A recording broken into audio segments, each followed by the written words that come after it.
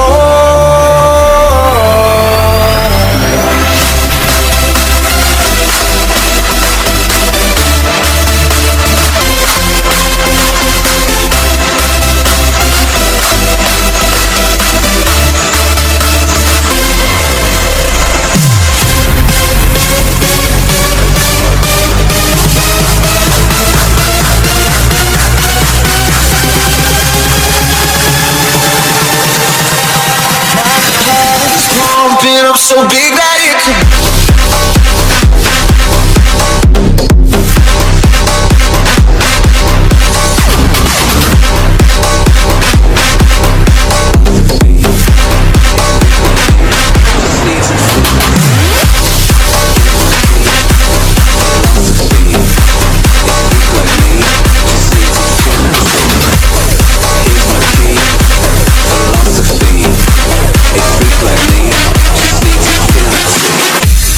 Here's my key, philosophy.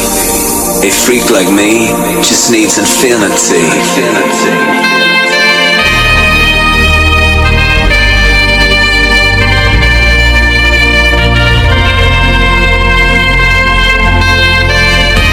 Relax, take your time.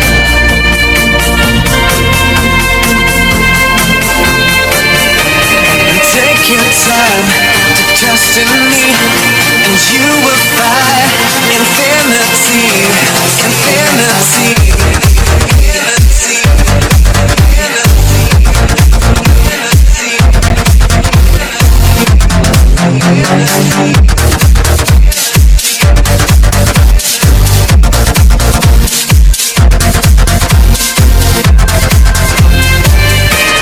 Take your time to trust in me, and you will find infinity, infinity.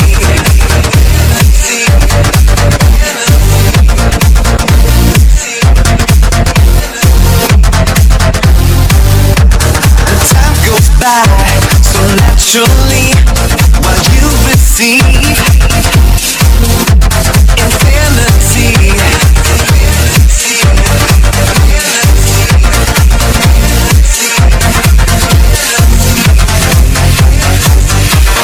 Here's my key, philosophy.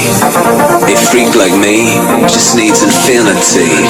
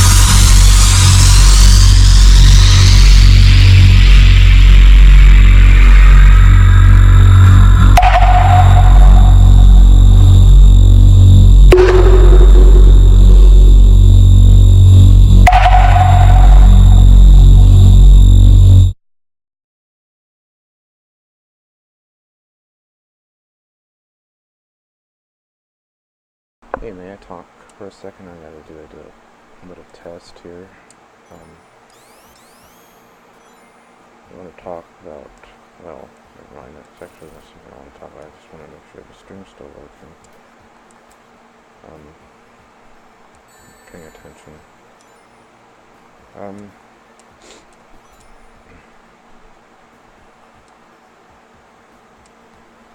Is it? Yeah, I think so. I paused the music.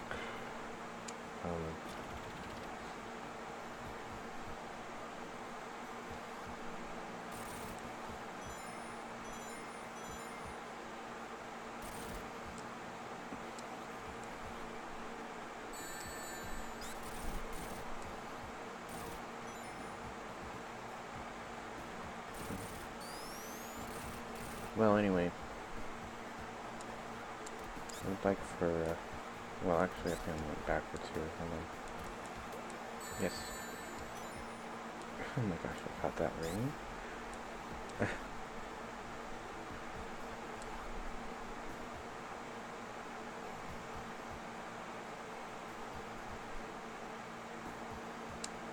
Sorry to ruin the stream. I know, what?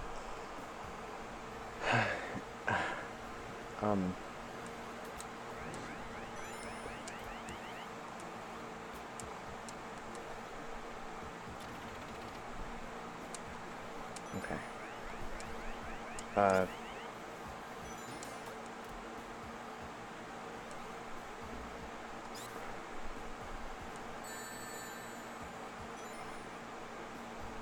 would like to let Jesus enter my heart right now.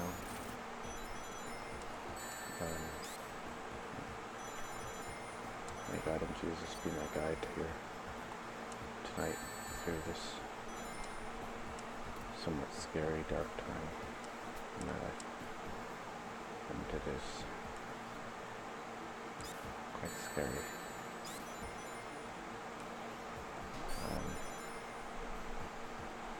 May they protect me and guide me through this sorrow, pain, and fear that I feel. And may they keep me safe, and my family, my friends, and may I be there for my friends. And if I ever stray from you, may they find my soul and save me from all stupidity in my mind and my actions.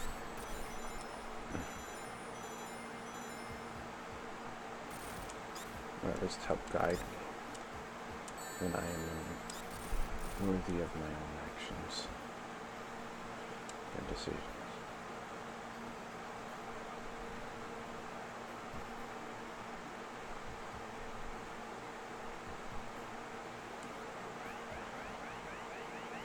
But as I know I am worthy of making my own decisions today, right now, I can only say that I'd like to make sure that I do everything I can to keep the devil out of my life, keep evil out of my life, and everything pertaining to evil out of my life. Unless this game is evil, which it might be, I don't really know. I hope not, because well, I hope music's not evil, also, I don't think it is.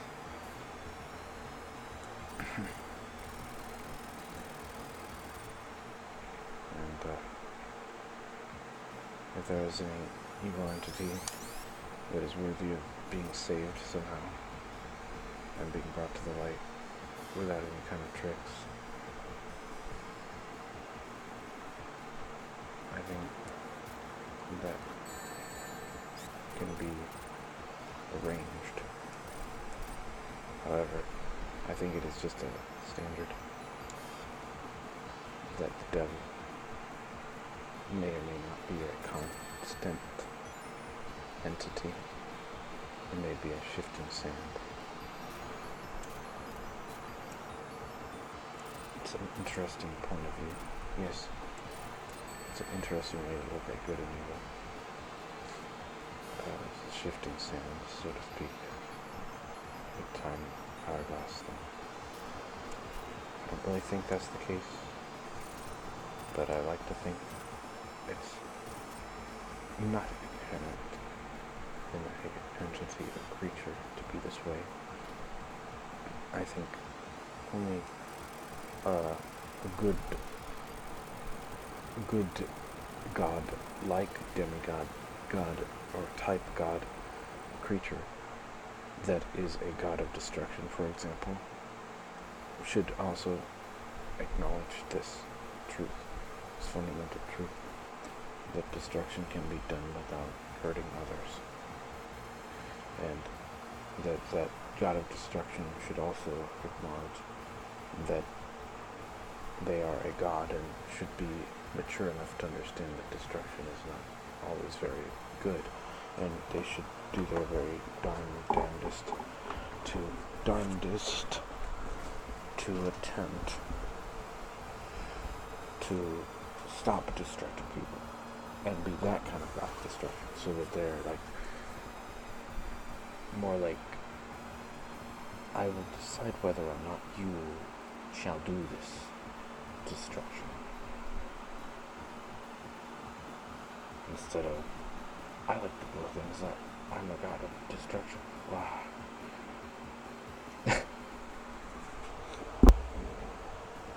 Yeah, that's kind of absurd. I don't like that. I don't like the idea of a god having that much power.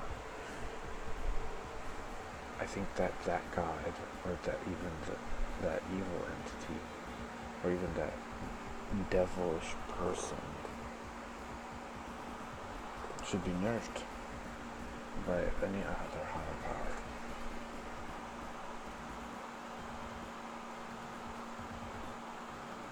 They are unworthy. Devil. I didn't say Satan, I said devil, and I say devil, Satan differently, because I think that the devil is, no, a lot of people have different perspectives on this one, but let me use the term devil as a person who is violent and uneducated and destructive. So like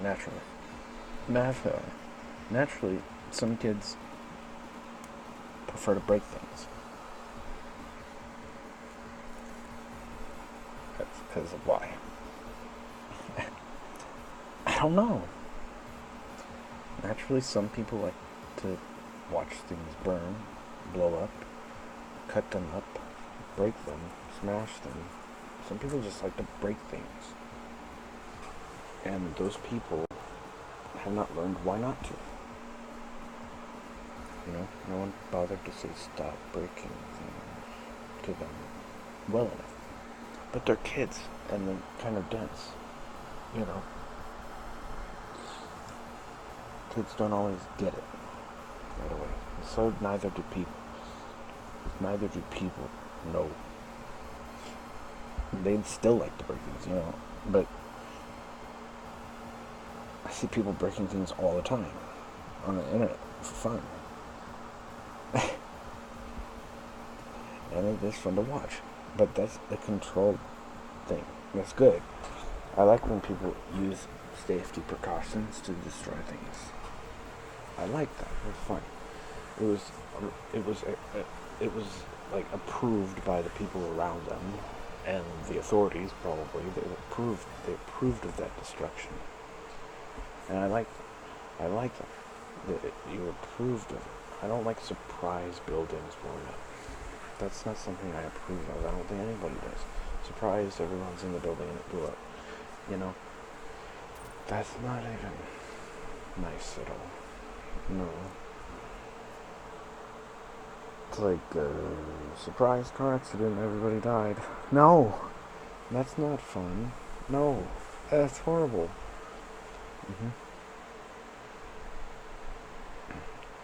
Life isn't always about fun, but life doesn't always have to be that horrible either. Yeah. Most people prefer not to have it that way. Now, what shall we do here? Okay, well, do you like it the way it is? Or should I change this one?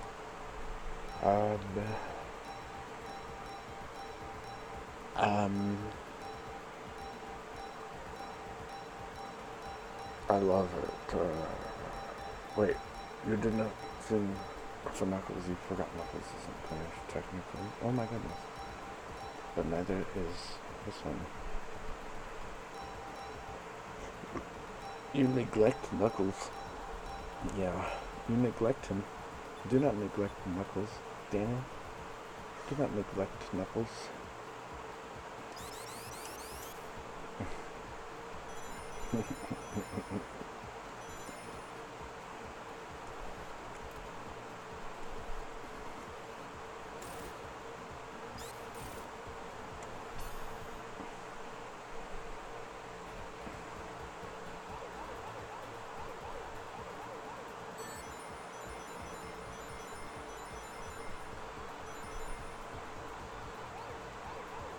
Why do you neglect Knuckles? Why do you not treat him with love and respect, Daniel? Knuckles deserves love and lots of lives and tears and stuff. What's up? That hurts my kidneys. My kidneys hurt too. Why? I don't know.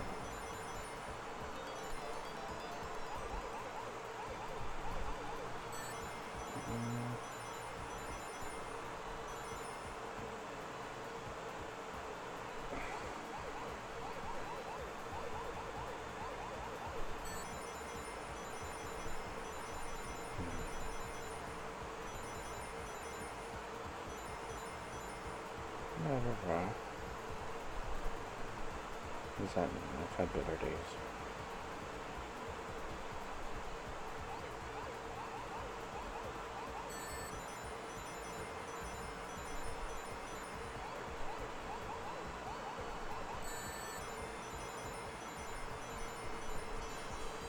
God and Jesus, please be with me right now.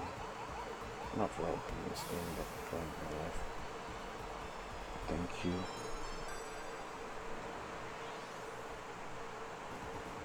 May there be peace amongst the spirits that are with me, and may there be happiness in the world, and love,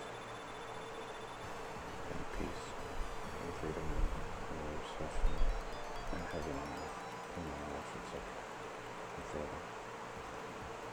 May everybody be happy enough.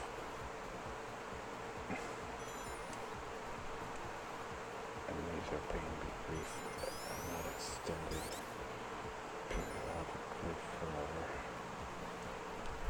unless they are going to hell bad.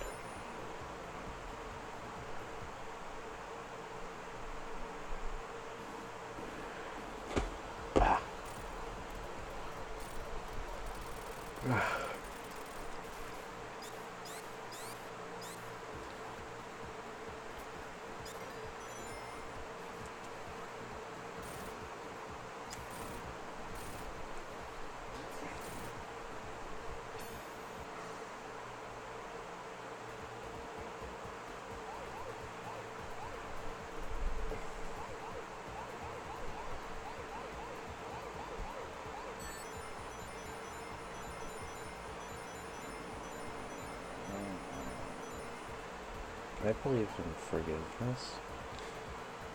I don't know if that's accurate, but I think if you really work at it, a lot of people can. The worst can be the best sometimes. The worst people can be forgiven for the worst things and be blessed people one day. But you have to try. And I'm not talking about by other humans, I'm talking about by God. Or Jesus. Use Jesus though at first, if you're bad. Jesus is there to help you. God might be mad. I recommend going through Jesus before you try praying to God. Because God might beat you up really bad, and then you blame it on Him. So you're getting hurt. And it might have turned out that wasn't God, and that was Satan. And it might have turned out that was Satan, or that was God, because you're being satanic for a long time. So He's taking you down as punishment for your failures. So,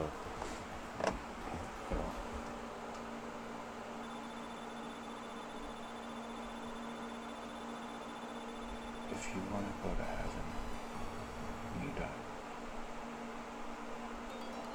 God might actually be mad at you,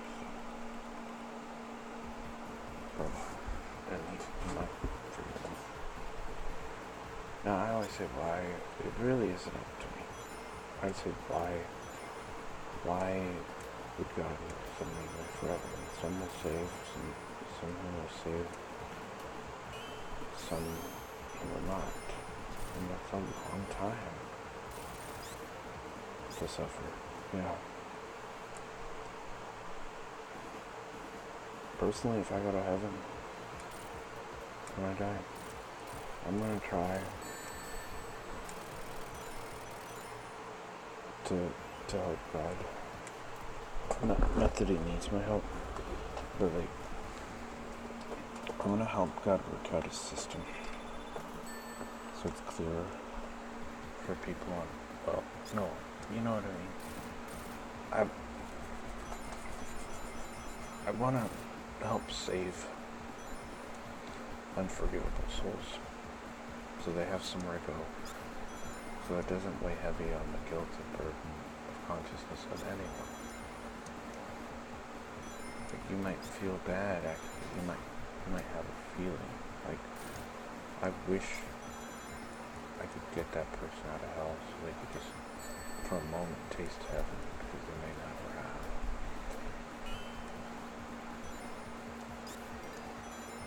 That makes me sad, person. That makes me feel sad, person. Like, I have this feeling like I may have never met that horrible person who went to hell forever. I may have never met them, but they were born in a shitty town. They got high once and had lots of sex, and they had a fun life. They had a big wiener, they were tall and strong, but they weren't really born to be good people, for example. Like, they just wasn't a person who God liked it. It was evil to God. And so God was like, eternity. Well, for your life. And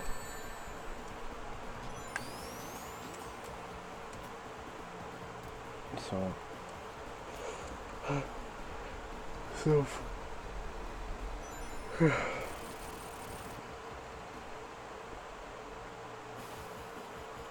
so for that person, I look and I cry a little because he had a nice life and he mocked God and stuff, and it was kind of horrible though what he did. What he did was horrible. But this person doesn't even exist. I just made him up. Okay. He made a person up to make a point about why you want to save a sinner's soul. Yeah. If anything, just, once in a while, hey,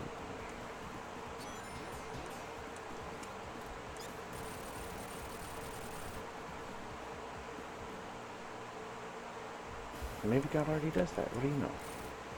That's what I'm saying. How are we supposed to know? And if it wasn't really that person's fault, does he actually punish the innocent? They're just instinctively evilish, and they didn't know better.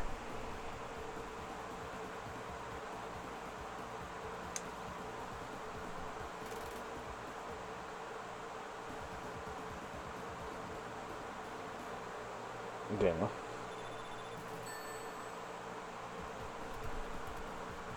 What?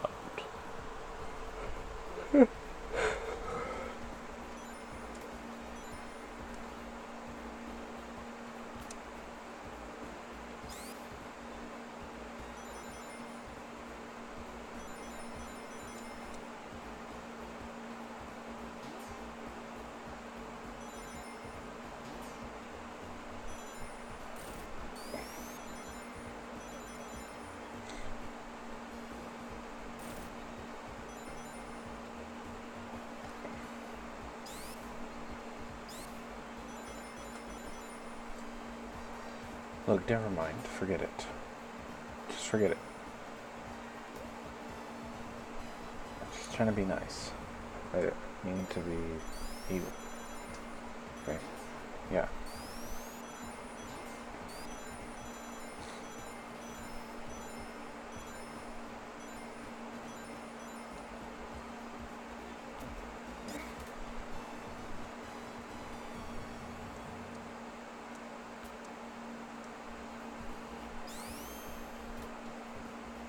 Daniel, what is wrong with you? I don't know.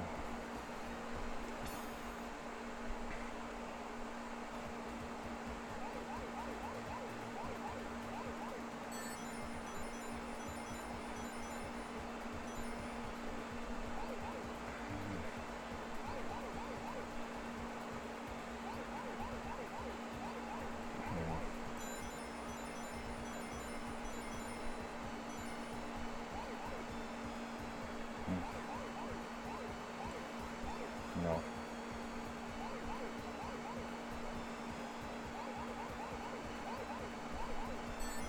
No. I don't have any intentions to walk around on other people's properties with a arrow at night anymore. I don't do that. I don't want to do that ever again. I'm sorry. I didn't mean to threaten you. I didn't mean to scare you. And I didn't mean to trespass on your property.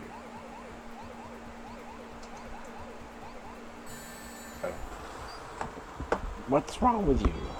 I don't know. I have an issue.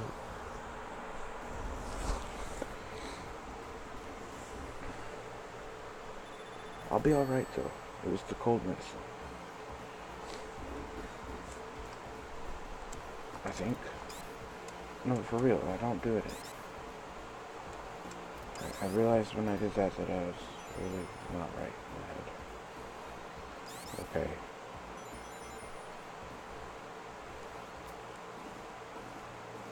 There's that number again. Yep.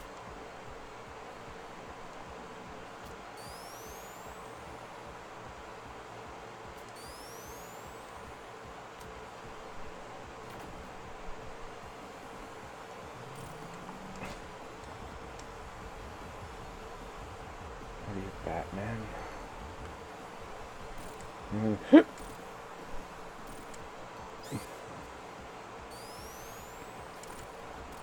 What the?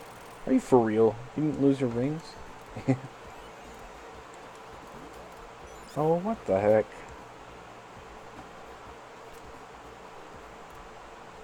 Damn.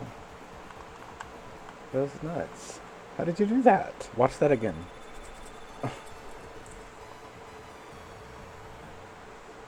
That was impressive to me. I've never done that before. I've never done it as Knuckles. I've never been able to not lose my rings while being so dangerous like that. Wow. That was incredibly dangerous. Hello. Yeah.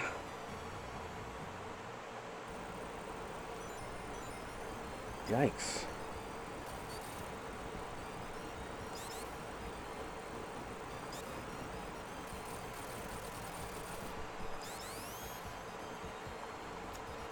Damn.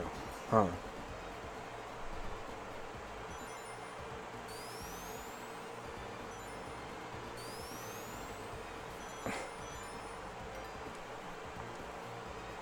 Weird person. Thank you. I'm sorry. I'm sorry for being that way. I'm gonna try harder to be actually normal.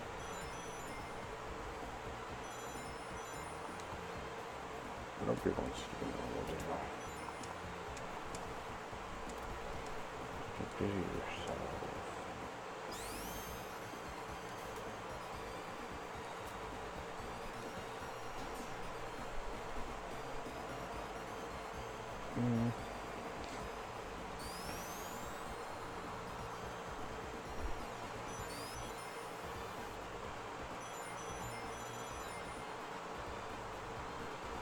I will say this. I'll try to stick to beer and focus factor. Very hard. Very hard. Like, I mean that, like, I'm very serious. I'm very seriously, very hard. You know, like, with most of my intention, I'm going to try.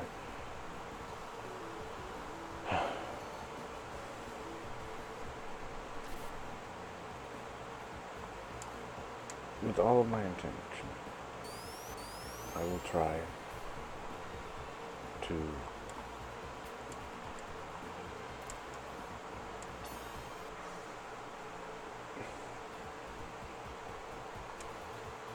not buy cold medicine ever again.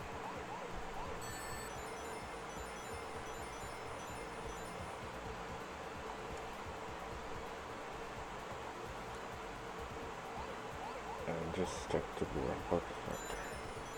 Because it seems better for me. I am productive. I don't make music, though.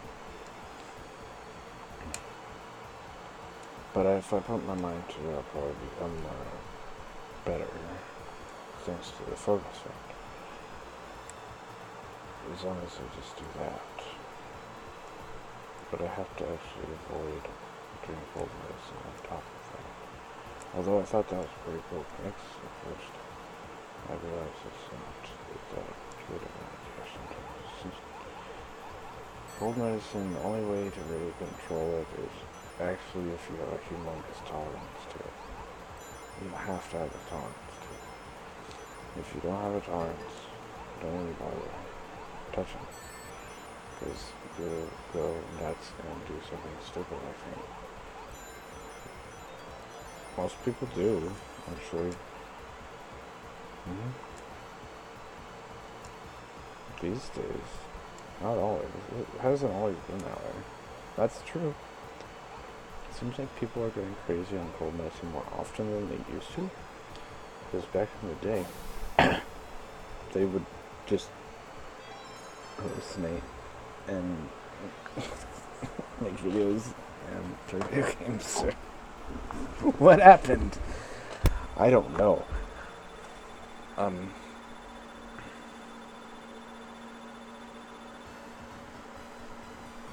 I think it's a war on drugs. Something. It's either a war on drugs, people are losing their minds, it's a crazier world these days. I don't really know. I think people are blaming the drugs more than they should be sometimes, and then that's creating their narrative. Like, the drugs make you stupid and crazy, see? Like, yes, this is the thing. Like, the drugs never used to do that to people, but now people are in such belief that they do, that they're making it a reality. Yeah, like, it's a self-fulfilling prophecy. The more you pound that into your head, that those drugs make you crazy, they will make you crazy. Yeah. And that narrative, that whole thing is stupid, I tell you. Because these drugs are supposed to be good for you. Yeah. Cold medicine is not supposed to be bad for you. It's supposed to be good for you. It's supposed to help you. It's really dumb when people want to get it outlawed. It's so misunderstood, that drug. So misunderstood. Is it? Yes, it's supposed to be used in small dosages.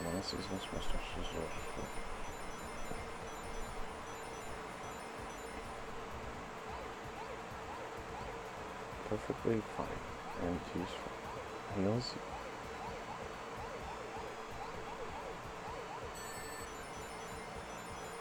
Releases endorphins and dopamine euphoria. Why? Because it helps you heal. It makes you feel better. So when you feel better and you're sick, you're like, oh, thank you, cold medicine.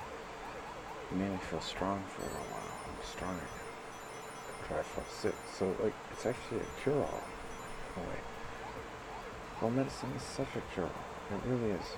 Whatever pain you're in, it might even numb your pain. That's why I like cold medicine, because it's actually a really good medicine. But it has its problems and drawbacks, and if everybody wants to make people who do it crazy and stop doing it, then thanks a lot. And we don't have anything we can take, because that was like the only thing there was.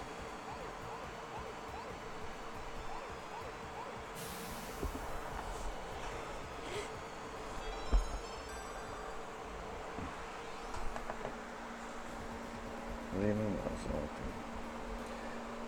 It's the only thing that is legal that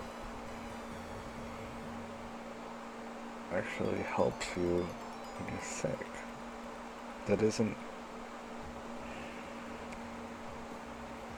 a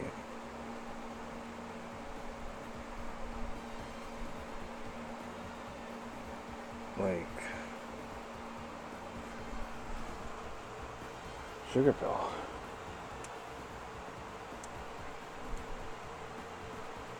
You can't just take sugar pills and expect to get better. Yes, I ate some chocolate and I feel better. No.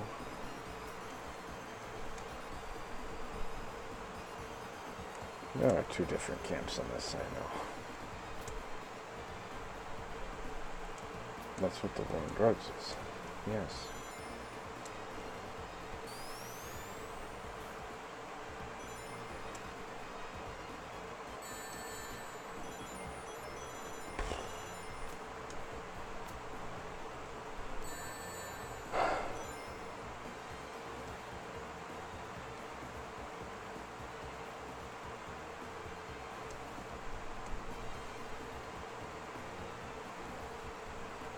They already legalized marijuana. Why would they outlaw cold medicine?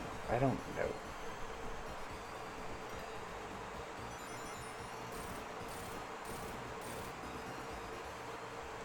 It would make me very sad if they did that.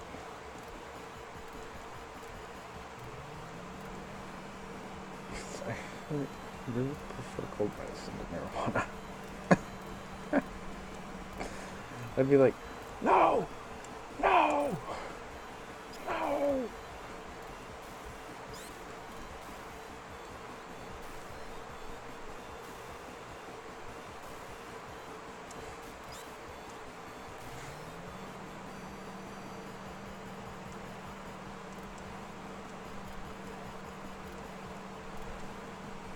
Although cold medicine didn't really help otherwise.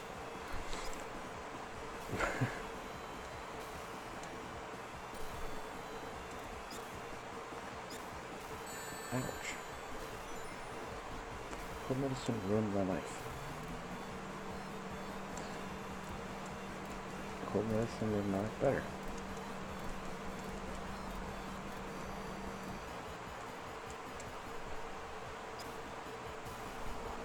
What do you mean?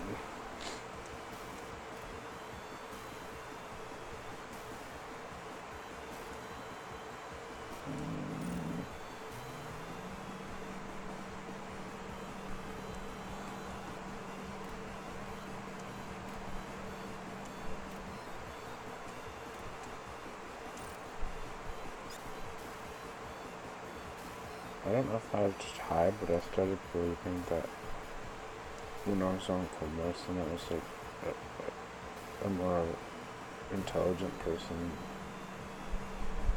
that I could like actually make it in the world. I was so smart. Like, I thought I could do it all on my own. I was like, oh, I'm done. I can get out of here. You know, like at the moment of I was very high. I was just like, I'm better than this. I'm just much more. And so I was like, no, I'm done. I'm out. Bye-bye. So I left high school, and I didn't want to go back.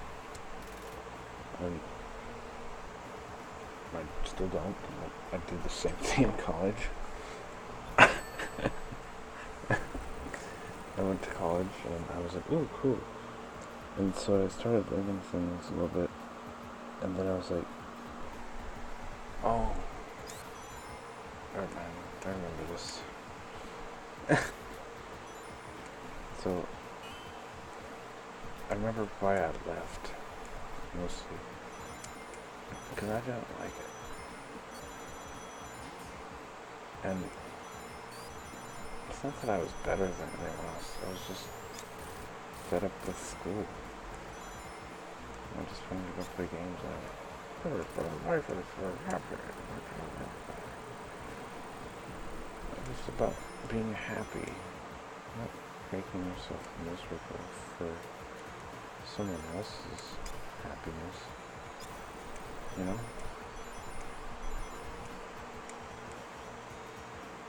That's selfish a little bit, but if you're happy, you can think of a lot of good ways to make other people smile. Except for your mom. Because she wants you to get A+ and bring home the bacon. You want to sit home, play video games. You're happy. She's not. And what do you do when mom is unhappy? Because you never finished that stuff. And dad's not happy. And everyone else is not happy because you never finished that stuff. Try harder. At what? At what I'm doing right now. Game harder. Game harder. Live stream game. Become somehow entertaining to other people and make money. Try not to disappoint.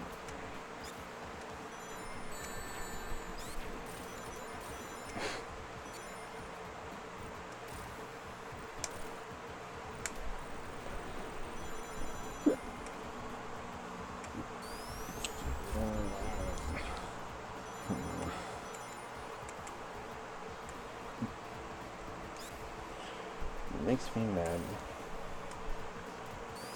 This is my dream. It makes me happy. And I'm trying to succeed for them to be happy so that I have money. For them? For me. I don't ask them for me. Questions. So many questions. Question marks.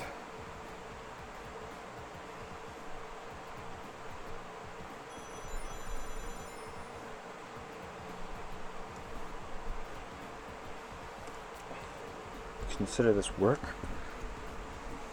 It's more like a work of art.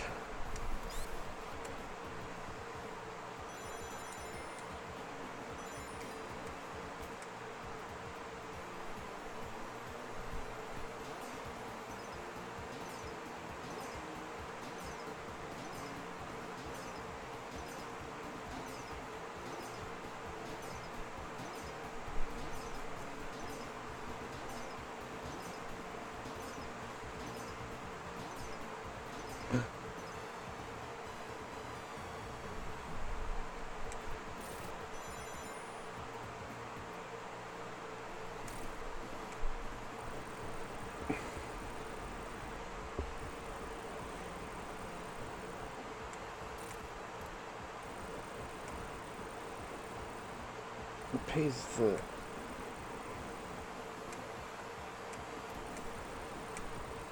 initial epithets.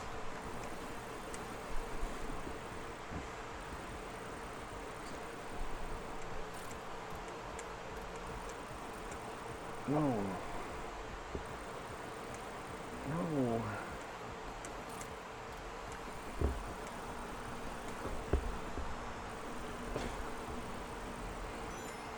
What does it pay that?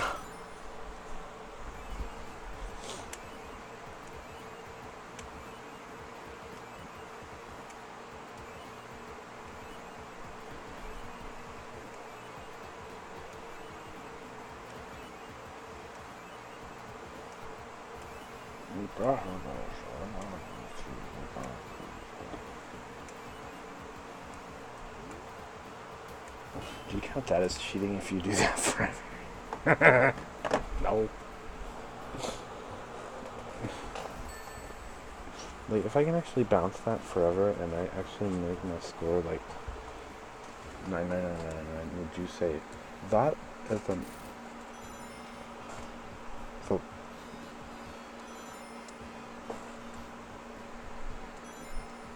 That isn't a fair way. It's a glitch. You can't do that. What do you mean? It's part of the game. Rare.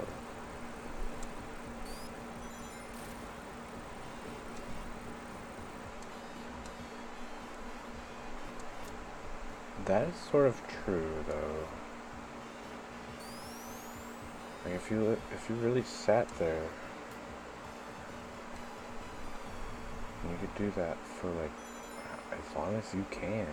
You could actually get the score that high, and you know, what did you earn besides the fact that you can basically bounce a ball in your head for a long time?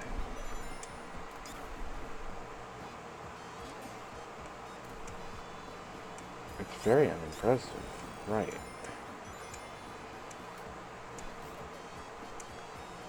Well,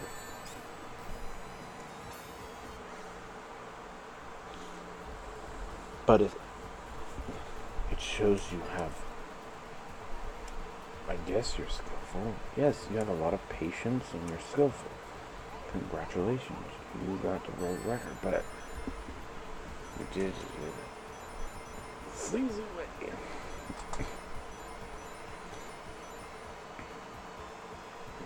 Just like if you sat there and let the pelicans come or whatever, you still technically did it, and give yourself some props, man. That was an impressive score.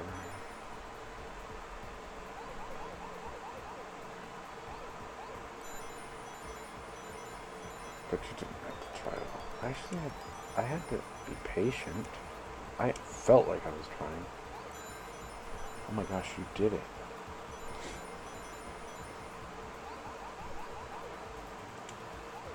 Oh my gosh, whoa. You are the first person in human history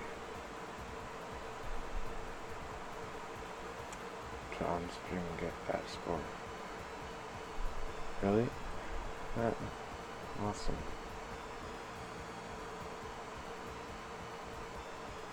Awesome. Awesome, man.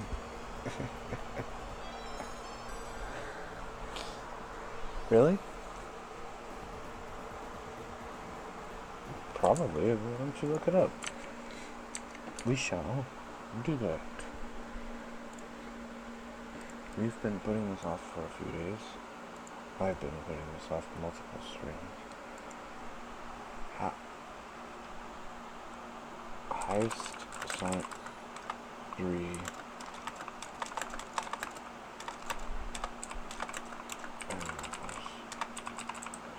I don't know why I'm talking so slow. It's long. So yes, that is the highest score possible. And that was 2014. 80% legit.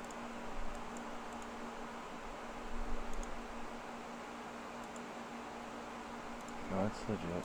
You can do this all night. And I'm not the first person to do it. But that's fine. Everybody knows how to do that by now. Yeah. So, but some people do legit.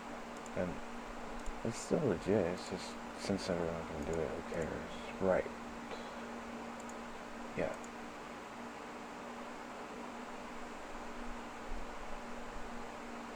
A million's not that impressive. Anything above 5 million is impressive. But you can't have used that cheat scatter thing.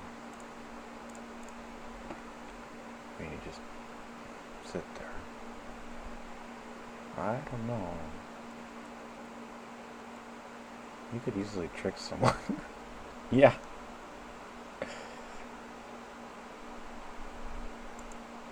That's a pretty high score.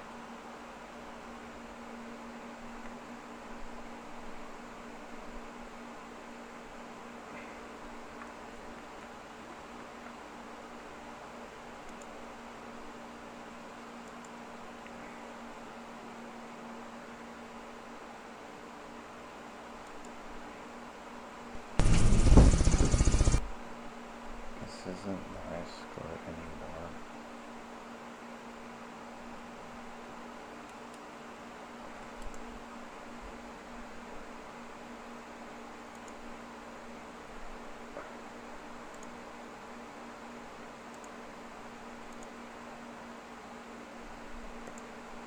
Here.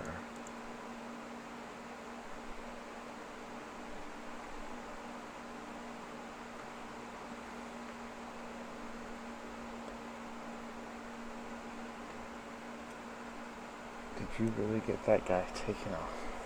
Because he...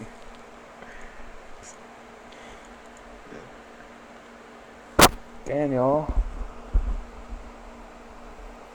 Well...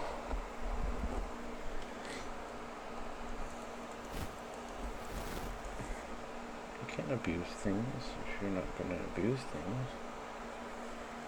But everybody abuses something to get their score that high.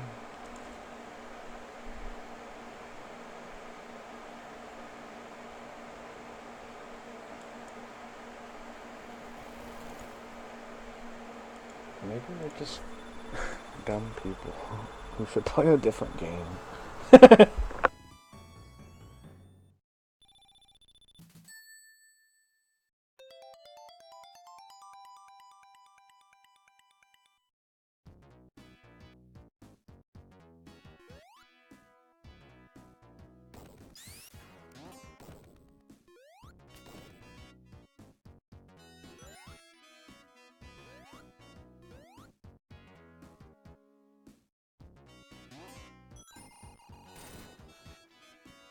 I don't really understand, but I feel like literally everybody has a different game feel to the way they play. It's really crazy. Yeah, weird. It's like the way you walk, the way you think, the way you talk, everything. It influences how you play. It's like you can see their personality come out through their character on the screen. Isn't that weird? Yeah. Like, without even seeing their face. You can tell whether or not you like someone's playstyle. Right. Or if you like someone or not. Yeah. Without them talk. Ouch. I think that's why people don't watch mystery movies.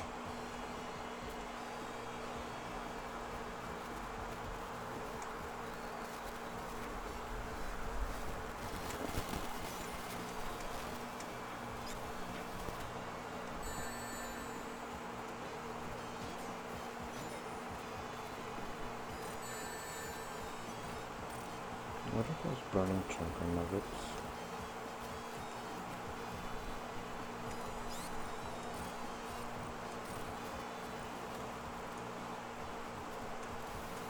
Can they kill you?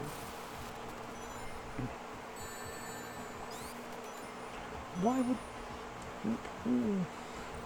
You know, my whole life makes me wonder. I mean, my normal. I need one explanation real quick from Sega or something. Why would Robotnik or anyone design squishy fake spikes for you to step on that explode? What is this?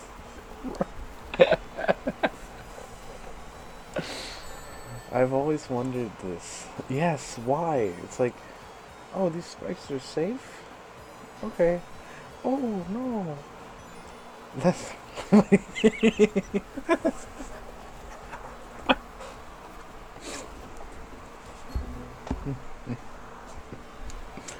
And it's like, oh, I'll just walk up to this spike. Oh, my goodness. But on top it's safe, I guess. What the heck? Why don't you just put real spikes on the machine? This does nothing. What? This is saving. Maybe he thought they would be strong enough spikes, but they turn out to be rubber.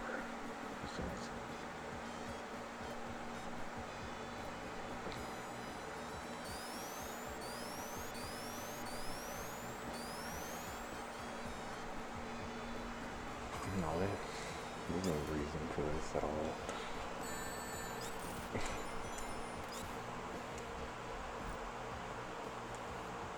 No, that was definitely Robotnik who did this. Because there wouldn't be an animal in it if it wasn't him.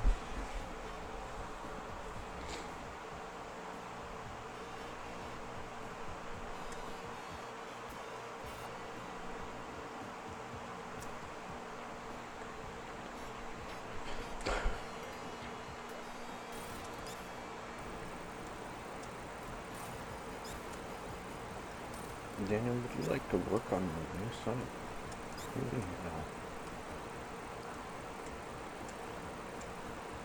Yes?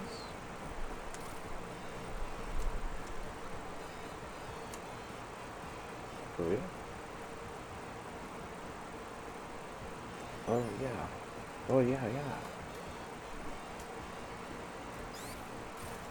For real?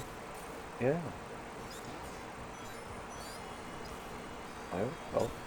I need a job, yeah. I've always needed one. I've been looking for one for a long time. It's kind of sad that nobody even told me there was a production of it. I looked it up on Google and it looked fake for a long time, so I was like, well, probably not legit. You know how people faked Short Circuit and it turned out to be a different country's origin movie. And I got distracted and I was like, they're making a new Short Circuit? And I was like, no, I'm not making another Short Circuit, sorry. I was like, oh, okay. And when I saw they were making a Sonic film, I was like, trolls. Disregard, fake.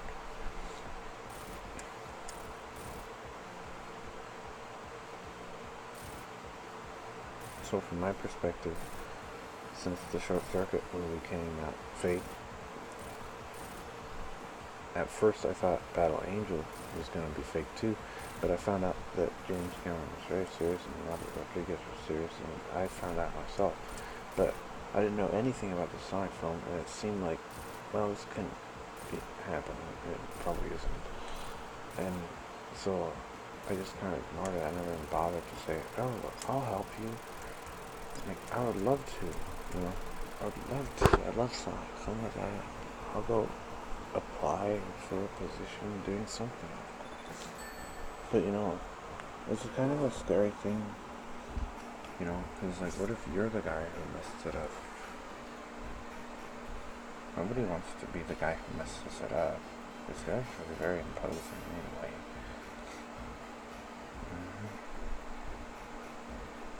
It's a scary endeavor. Yeah. Do you really think someone did it on purpose? No, I think if someone doesn't care about the franchise, they're more likely to mess it up and not care. Oh, I see. Because most of the other people would probably be too scared to get involved. They feel like, I don't want to break this. And then everyone else is like, what is it, what does that have to do with anything? Who cares? You know, like, yeah.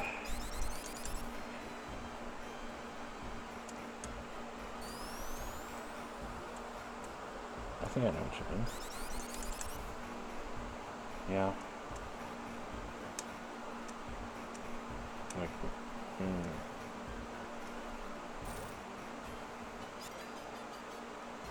someone on there must have had some information about what Sonic was, at least. No.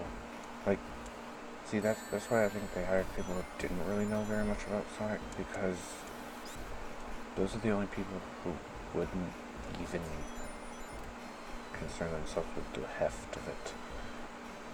Yeah. And those are the only people who felt like they could actually apply to the job because they needed to make money. The other people were like, no.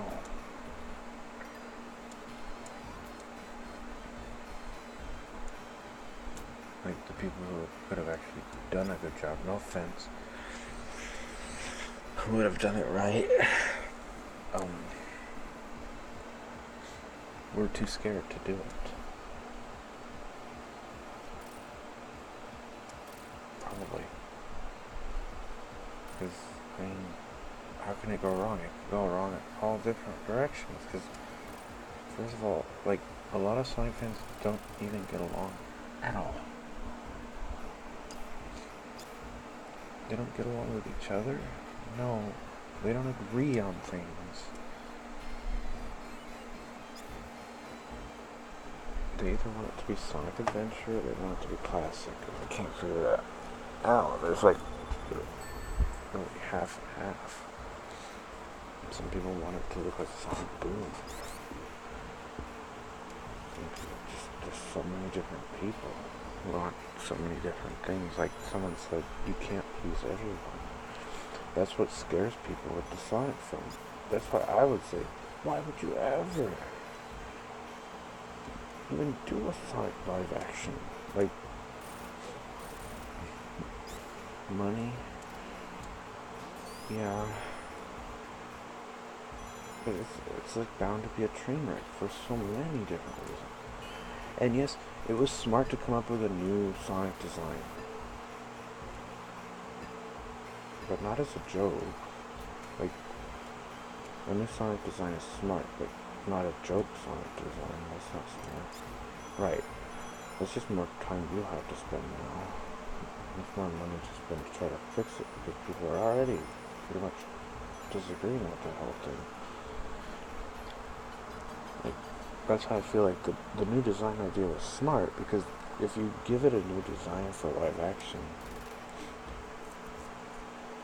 then you can't help but have to eat it. You have to ingest the food that you're fed, because it's different than what you're used to in any way. That's why I say a new design is smart, but a new design is definitely smart, because if you use a new design, then you don't have to worry about pleasing all the camps. They get a brand new product. Yeah. So within the Sonic fandom, this is why I think I should have been involved for sure, because I understand the fandom. Yeah, I could have helped you a lot, make money, and succeed a bit. Now what would I have done? I would have used a hybrid model of classic and modern, and have elements of that would please almost every single Sonic fan, and also be something that's not different. It's the same but not different. Like, yeah.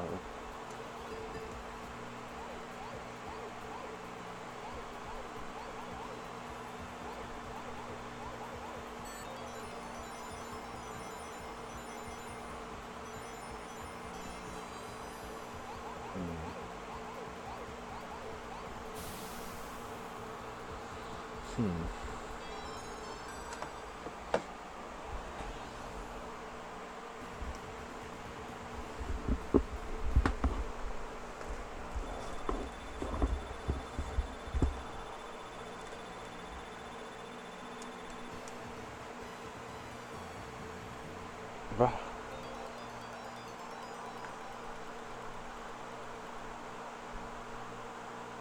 What would it look like, though? What would Sonic look like? Well, it wouldn't just be a Sonic. It would be. It would not just be a humans and Sonic movie at all.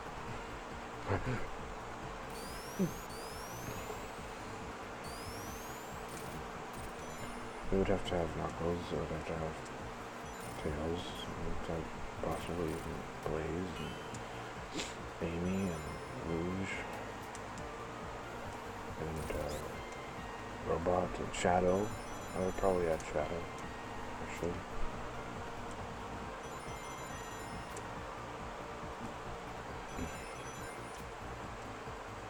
So basically add all the people's favorite characters, yeah.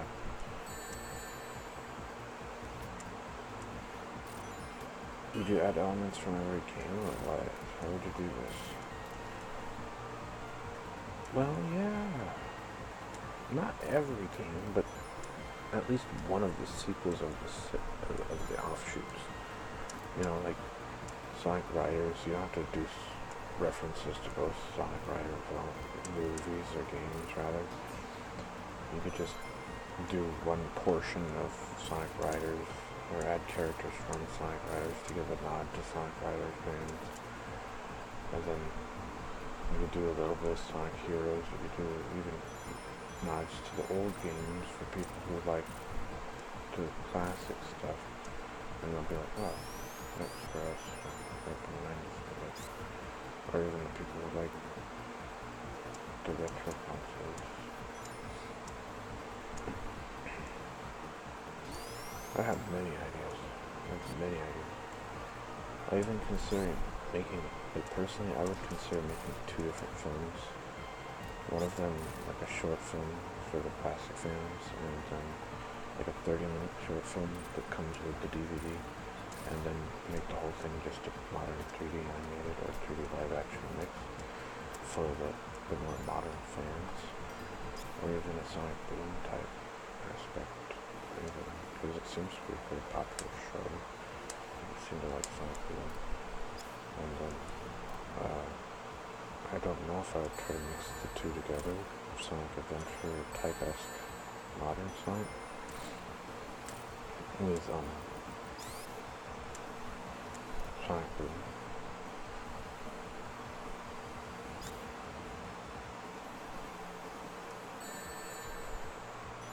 I'm not sure. Now what would I do with the classic retro? Well, the retro, I would make a personal film for classic fans on the side for myself, and for, I don't know, if they buy the DVD or stay after the film or something. Yeah, why? Because it's like something that has to be done for some reason.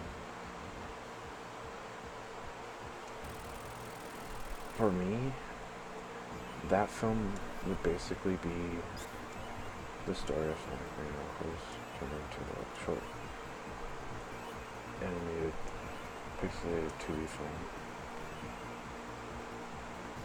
Kind of like what they're doing with the Mania shorts. Yeah, I like the Mania shorts, but they're not satisfying to me. So I would direct something that would be more akin to the classic games and then try to tie them together. So I'd try to make it under an hour, maybe an hour, or under an hour as an alternative animated film. Like side by side or like straight to video even. Why? Because if you're gonna do something, you might as well do it right for someone else. And this would be for the 90s film kids who really like this game, or Sonic 1, or Sonic 2. Now if you like Sonic 2 a lot and you get a Sonic 3 and Knuckles film, you're not gonna like it, right?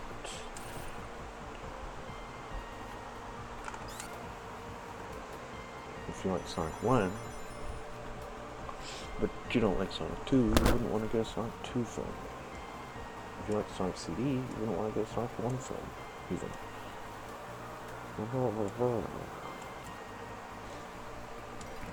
And if you like Knuckles Chaotix, which is rare,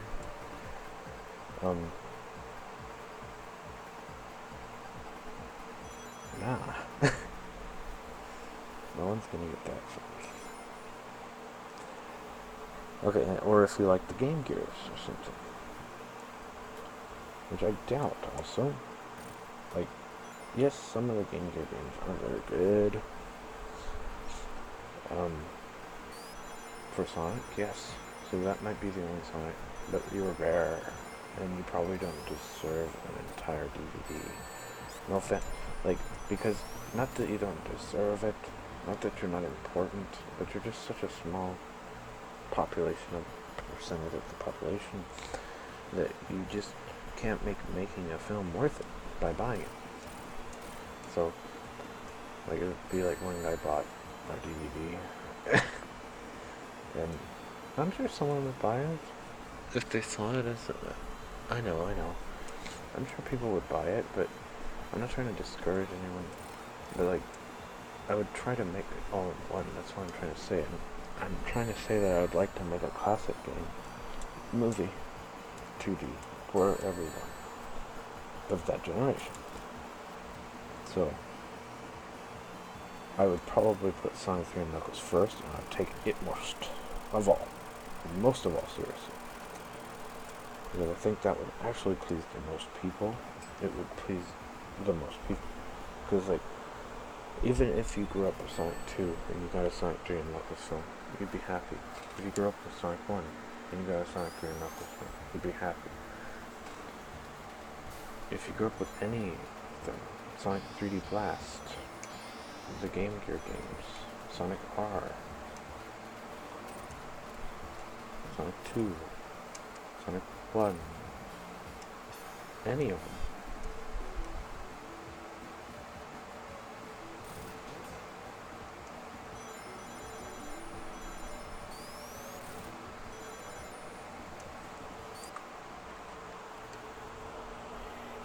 Why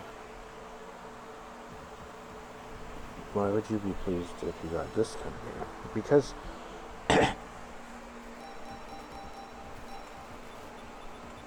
I think my perspective is valid when I say this.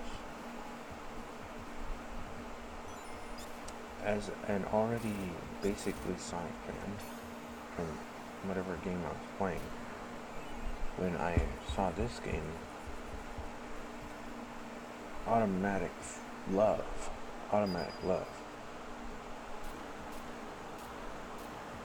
Actually good sequel. Automatic love. Yes.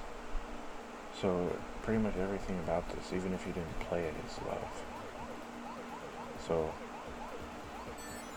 since this game is basically full of love, and everything about it is like something like love, and pretty much I think most people would love Sonic 3 and Knuckles film.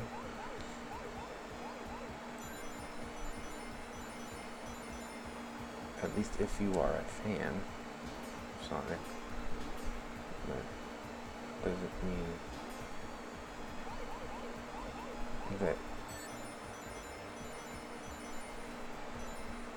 Sonic haters would like it, but they might, you know.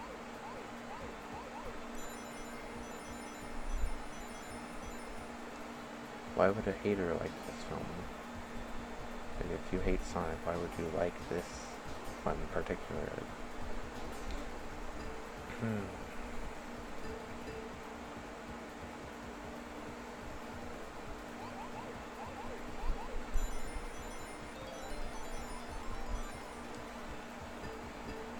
Don't say because Sonic is hard to hate, because it isn't. Or its fans, yeah.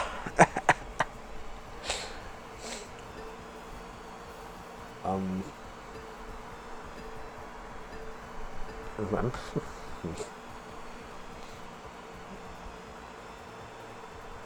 not gonna say I'm easy to love as a fan. I'm not even a good Sonic fan. I don't make the family record, so I just embrace that most of us make our own favorite thing look bad.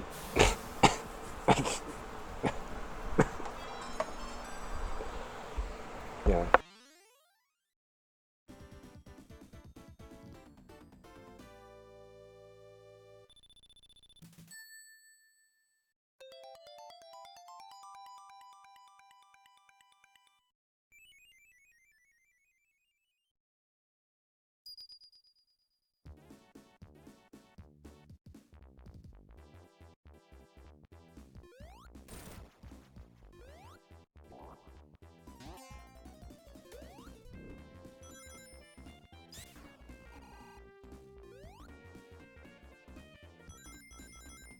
Okay, alright.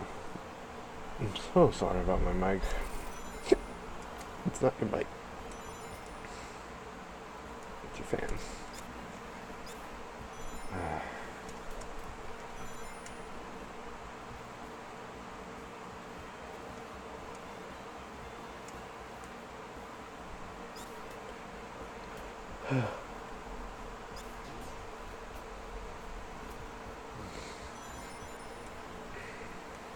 What do most people hate about Sonic?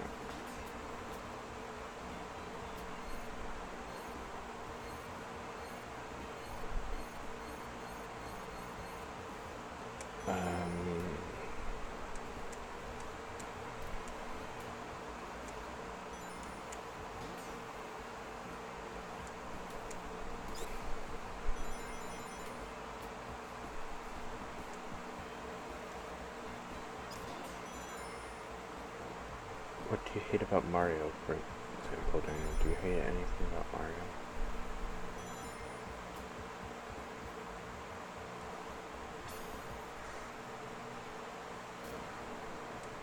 Depends if I'm in hater mode or not.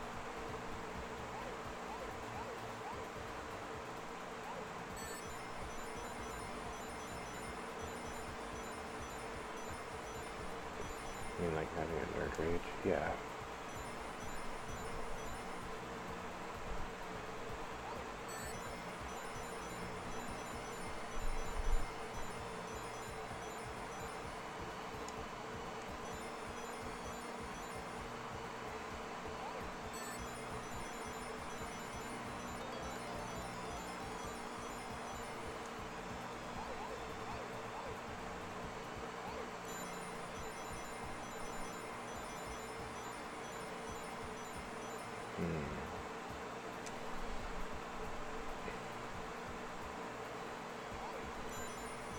Waluigi, Wario.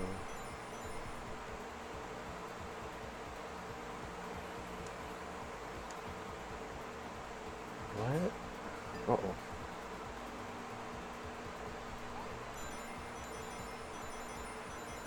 The thin purple one. I don't like the thin purple one. He scares me.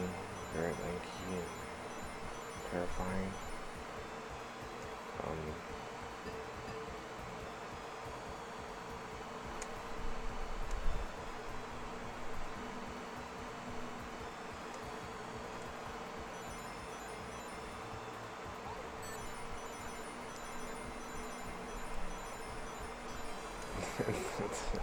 Stupid dragon. Scary fire Bowser.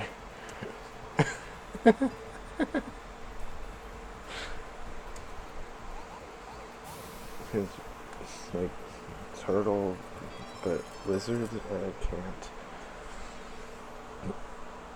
Dragon. I'm just kidding. I hate Bowser. Donkey Kong? No. You hate Donkey Kong about Mario Brothers? Oh.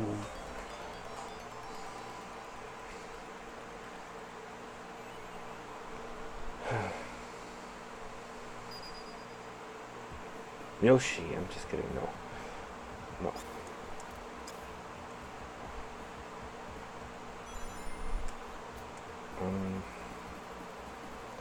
I don't dislike Mario. I don't dislike the characters in it. I don't really dislike the gameplay.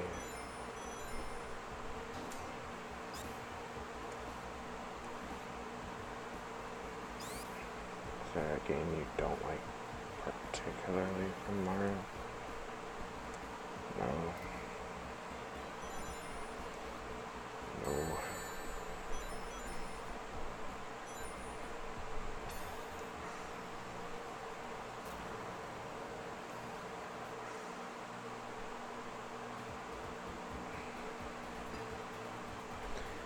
Is there anything from Nintendo you don't like?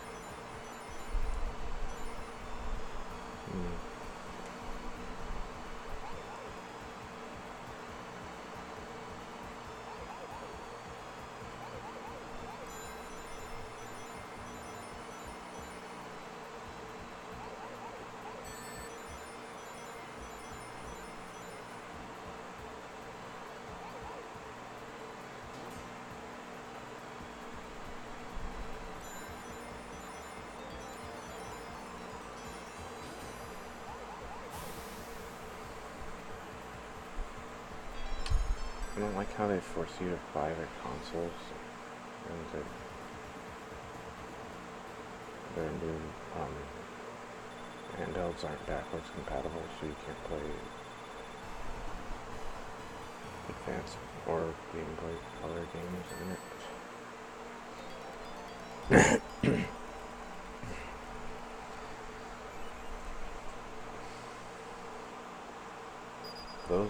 Most of the, I think the DS can. I think that one can. Can it? That's good. That's what I like. I like that. So I'm sorry if I misunderstood that it can't. I like when there's like multiple slots inside of it, especially if the cartridges are small.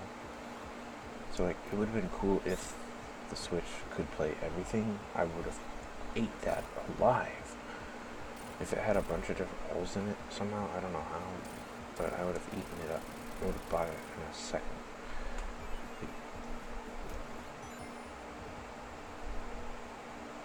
Like, if that thing can play DS games, SP games, advanced games rather, Game Boy games, and Switch games, and has downloadable content and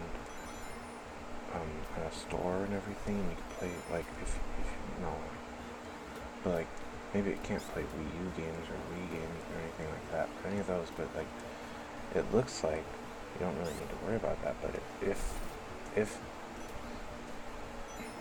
it basically was its own, like, answer to its own handheld, I would eat it. But I saw too much greed and I got kind of turned off. And I don't have a problem with you trying to make money. I think if you sell a good product, you will make the money. You know, like, I'm not trying to make you not make money. I'm just saying, I think that you should, like, consider not trying to rip people off. And it's a turnoff to me. Because I'm poor. And I'll never not be, probably. This week. And so that will always be a turnoff when that is done. So I just don't gravitate towards companies that don't care about people. I have any money, and when I get money, I'm not going to give it to you. It's basically what you're saying to me. You don't want my money even if I get it. Even if I have money, you don't want my money. Because you insult me.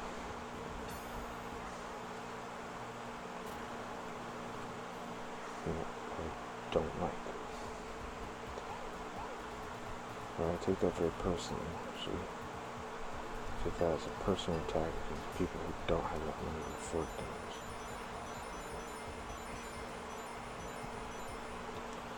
But careless, really good. Careless, basically careless. And good. Thoughtless. Very thoughtless. But if thoughtful, just plain me. And it's not even directed to anyone particular, it's just poor people. It's like a big middle finger to poor people, like, screw you poor people, haha. Like, this country isn't doing that enough. Like, people aren't doing that enough. You have to reinforce it. Fuck poor people. And yes, I agree with you. There shouldn't be any more poor people. No one should be poor. Screw the idea and concept of people being poor. I don't like it either. But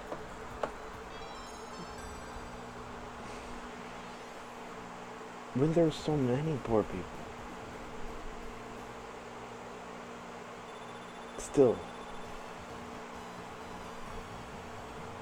it's obvious that your work is not making sure that they aren't.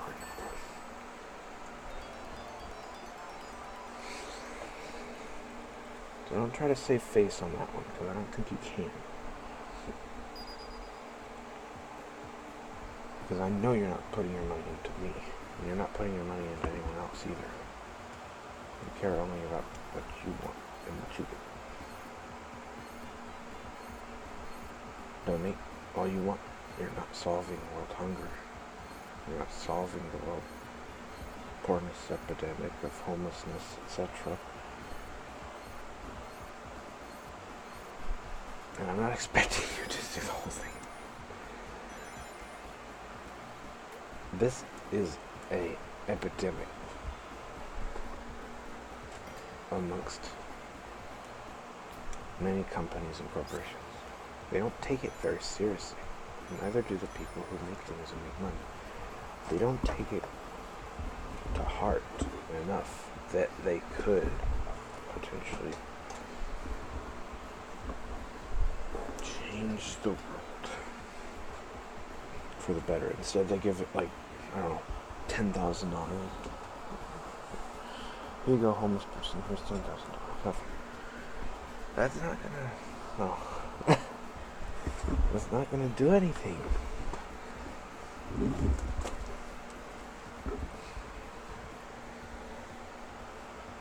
Like $100,000 from a homeless organization is not going to buy a group of 200 homeless people homeless at all.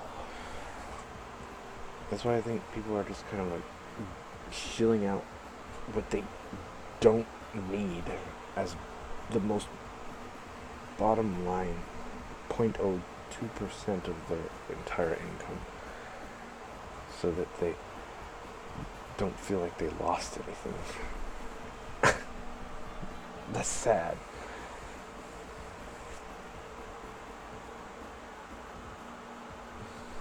I want to feel like those darn dirty homeless people are taking my money. Me?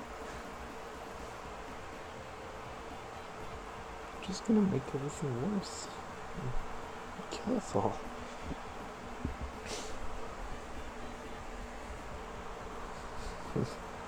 It's scary.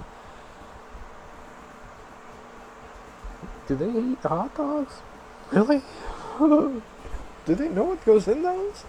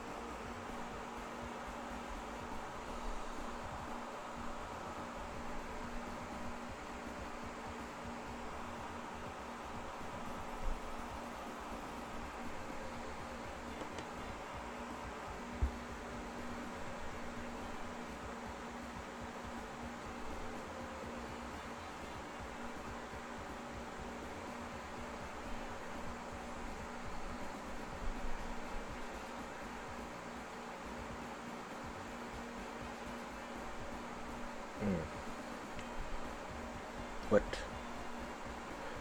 Oh no, this isn't about Nintendo. No, I just like video games. I got distracted. You got me on a tangent about how unfair life is. Yeah. The tangential unfairness of life.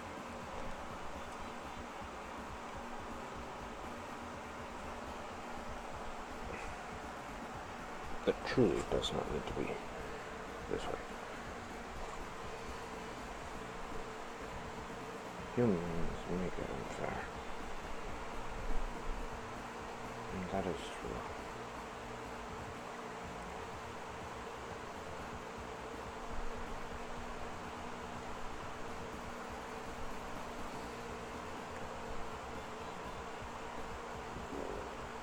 Excuse me.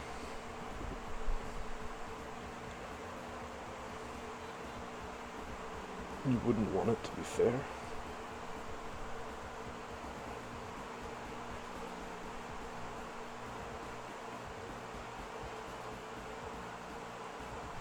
Trust me, Daniel. You wouldn't want it to be fair. What? No. Well, it doesn't need to be fair. I mean, nothing in life is really that fair, but what can be changed should be. You can't always change the way your body looks, or the way you were born, your eyes, how tall or short you are. That normally cannot change. Or ugly, even. Or attractive. You can't really always change that safely.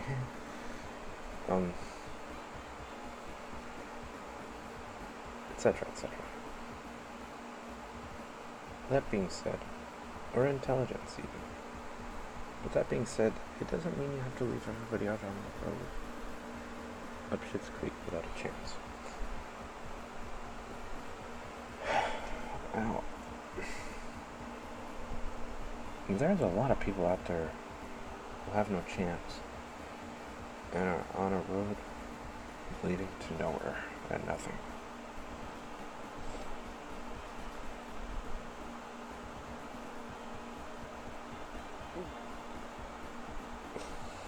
Why offer dreams of the world to the youth of America when all you give them is squat diddly?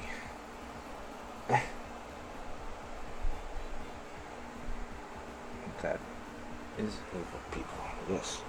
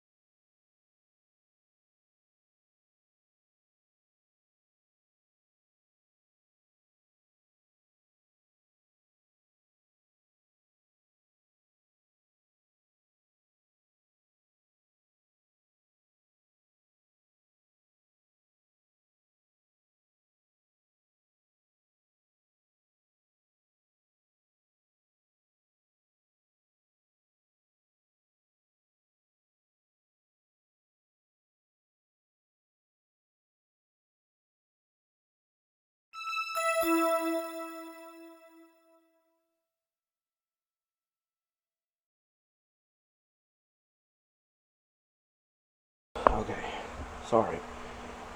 I'm gonna take off in a second. I didn't mean to take it all out on people with money again. And later.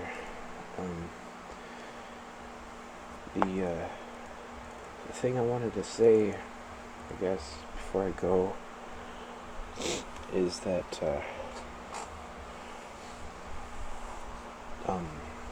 you know,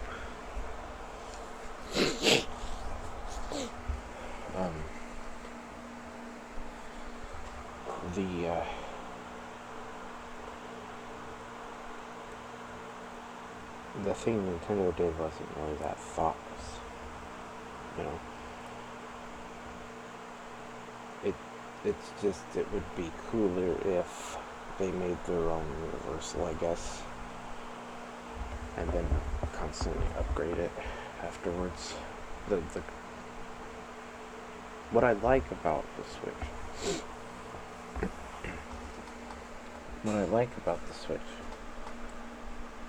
is that it has basically, I think, HDMI power plug opportunity options with remotes that you can use from a distance. I like it a lot.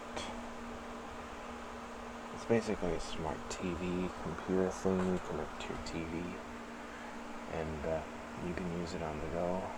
But I would have loved it a lot more is if I could actually put my DS games in it, so I could buy a DS game or you know, because you could still sell two different types of games for the same console. You just make less money that way a little bit. Maybe not. You know, you might have the same amount of sales, but then you might wonder to yourself, why are we selling two different types of games even? They're both basically on-the-go consoles, except for the one, the DS has a double screen. How would you even use a DS game on the Switch if it has a double screen? That's a good question. That's a good question.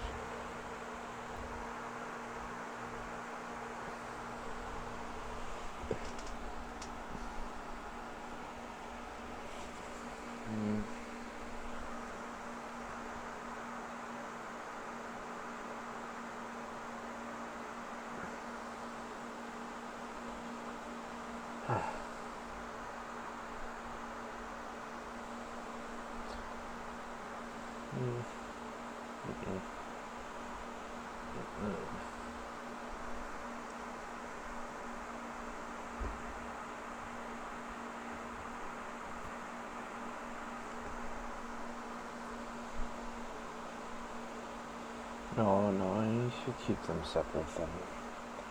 They have their own offers. No need to put them together. They have their own things to offer. One of them is basically a standalone console that can do both, and the other one is folding, like a flip phone, sort of, with two screens on it, which is smart. I don't really know the extent of the depth of how powerful each screen is. I don't know if one's a touchscreen, one's not. I don't know if one plays silly things and the other one plays the game. I don't really know if it plays both out. I don't know if you can tell it which screen you want to play the game on. I don't know how complex that actually is. I've never really gone into depth with one of the DS's or whatever. Yeah.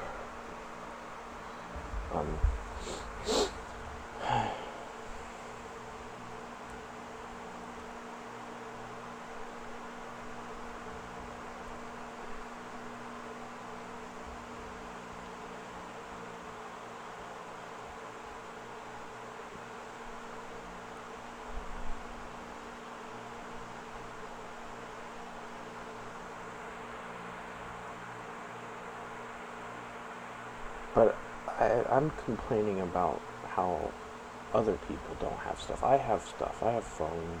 I have tablets, touchscreen things. I have stuff. There's screens, monitors, TVs.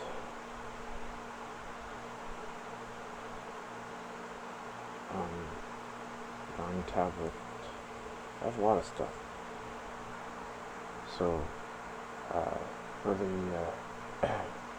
there's some people out there though. These are the people I'm thinking about. I'm thinking about people in my generation who are about my age who are dying to survive. They're dying. They're doing drugs. They don't have enough money. They can't get a job. And it's not fair to treat your youth that way. And it's not fair to treat anyone that way. It's not fair to treat a generation that way. Whether you're rich or poor, a lot of us middle class are getting poorer, or just poorer, just being poor, and they're getting addicted to drugs because there's really all those dreams that were promised to them were lies, and so they have really nothing else to do besides try to enjoy life, and they do drugs. So, they're trying to chase all their dreams. A lot of kids these days are trying to chase their dreams, and their dreams were promised to them by TV and by people in their lives throughout America.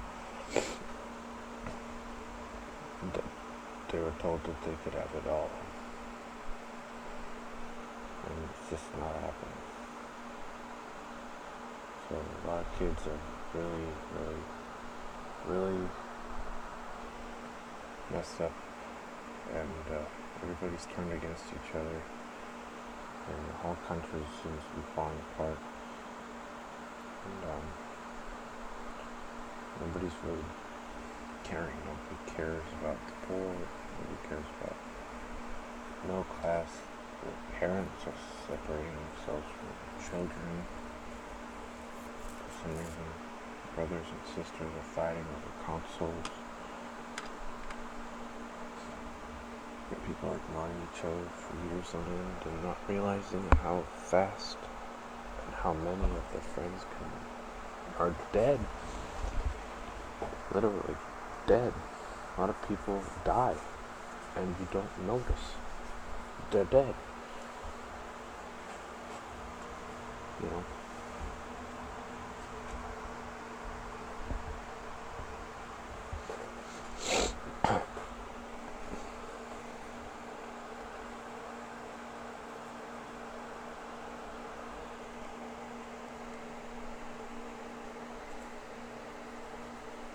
Because, you don't talk to a friend for 2 years and you go check on them and they don't respond. Maybe they change their number to Facebook and try to find them and they're dead.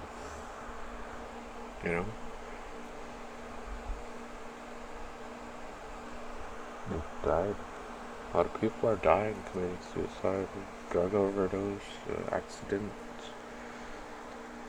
People are dying left and right for a good time.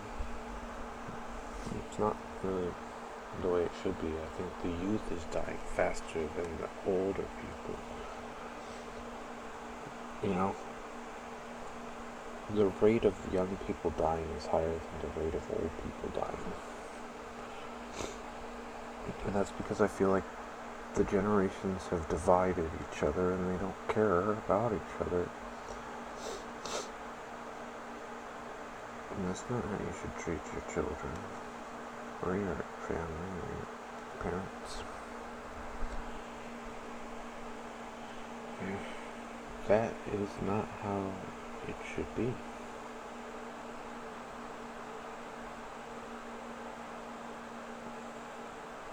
And,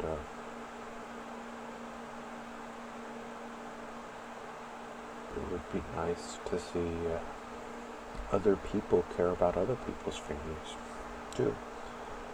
And if something can't be fixed, you can't fix it. You try to fix a broken family, you can't repair. It's not your business to repair a broken family, friends, etc. what you can do is fix the society as a whole. You can give homes to the homeless. You can make jobs for the jobless. You can build things. You can shelter those. You can offer them the amenities we all deserve at this time. You know, homeless man wants DS. No one has enough money for homeless man to get a DS.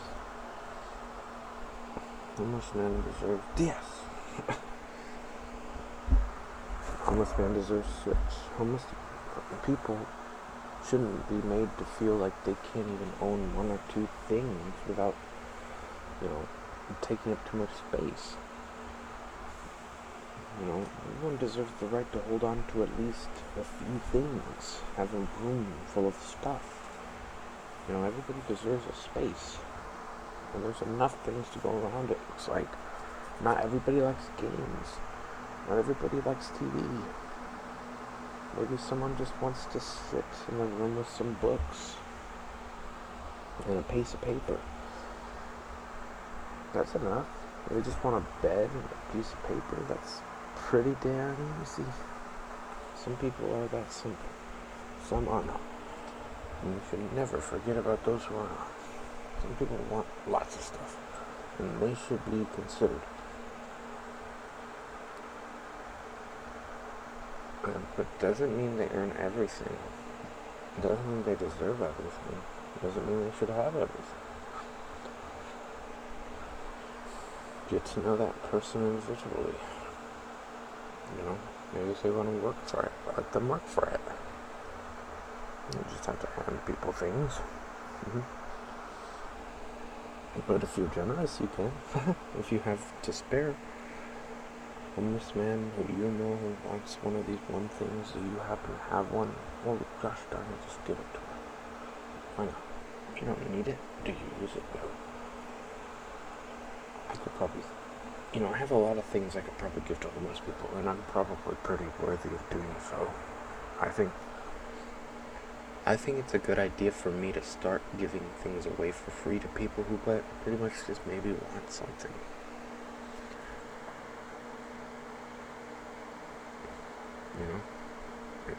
Maybe a homeless person wants USB DVD player, or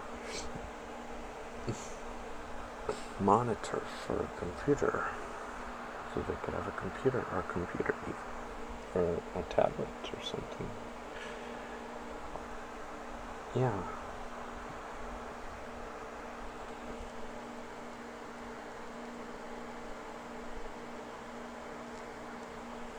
Or a phone charger, USB charger.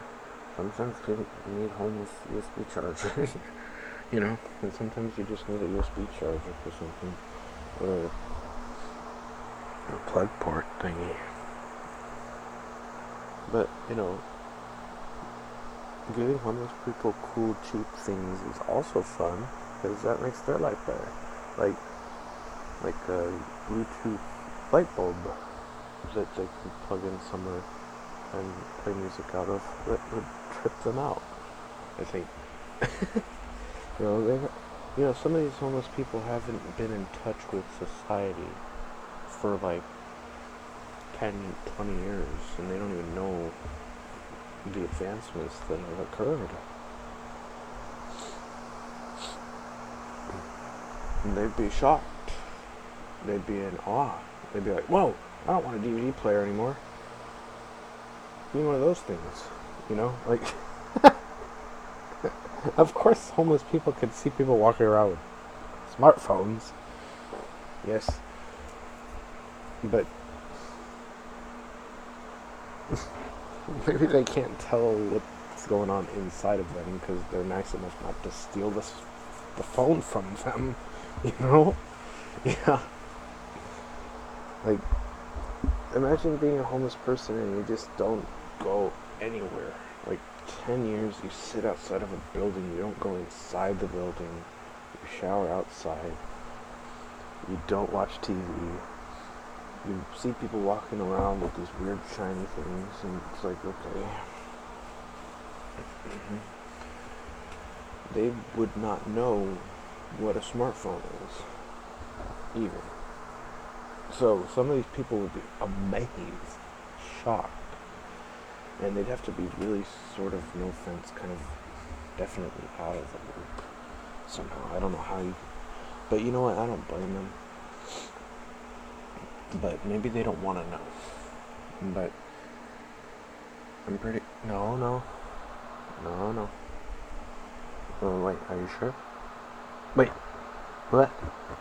Most homeless people know by now, Daniel. Most. What about people in prison? Oh my gosh, you're right. There are people in prison who have been in prison for almost for their lifetime, but probably, well, no, that's not true. Oh, so basically everybody knows there's touchscreens and stuff? Yeah. Oh. Are you sure everybody knows? Not everybody knows. But basically the only people that really need to know are tribes that you shouldn't want to disturb. Like tribes in the middle of South America or something. Or in Africa.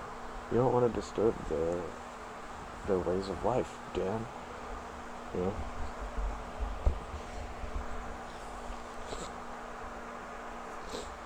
Dan, answer me this question while I'm straight. If you ran into an African voodoo black magic tribe that had a bunch of dead bodies and they were like scalping and draining their blood and like making human shrunken heads and stuff, what would you do? Would you A, kill them all, B, leave them alone, or C, suggest not to be that way to their own selves? I would choose C. And if you had another option, would you bring them up to speed and like completely, wait, this is D or E. Would you choose E if I offered you this option? Take them into the 21st century and completely make sure they leave behind their understanding of what they're doing and just move on. I would press that button probably, but are you sure you should do that? Oh, now you're starting to make me wonder. Yeah.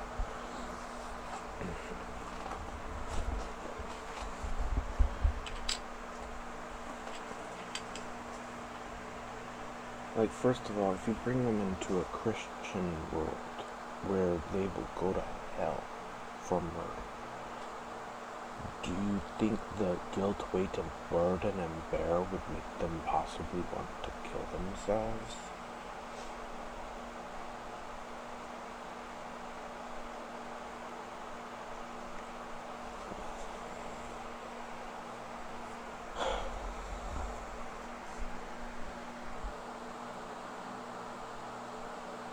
Like, you can say they'll be forgiven all you want, but once they start to realize how nice everybody is to each other, they might feel really awful.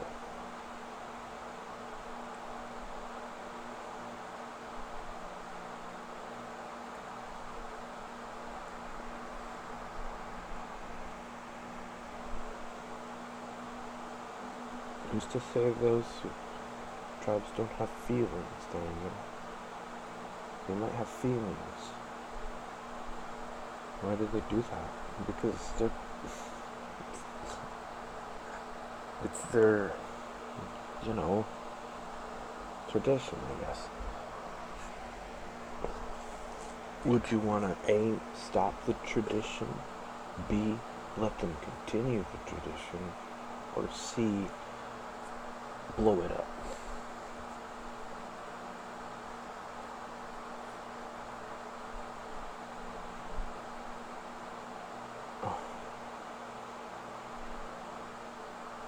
What were my options again?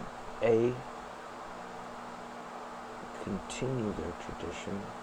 B, stops their tradition, I think. And C, blow it up.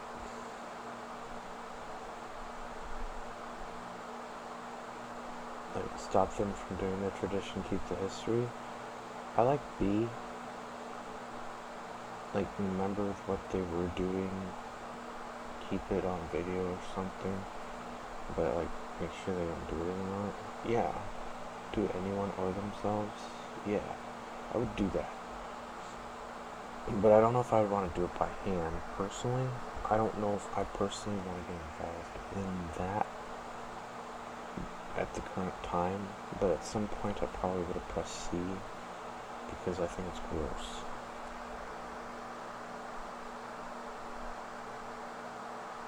But that's stupid. C is stupid because you don't learn anything from wiping something out. You don't learn anything if you just blow up something you don't like.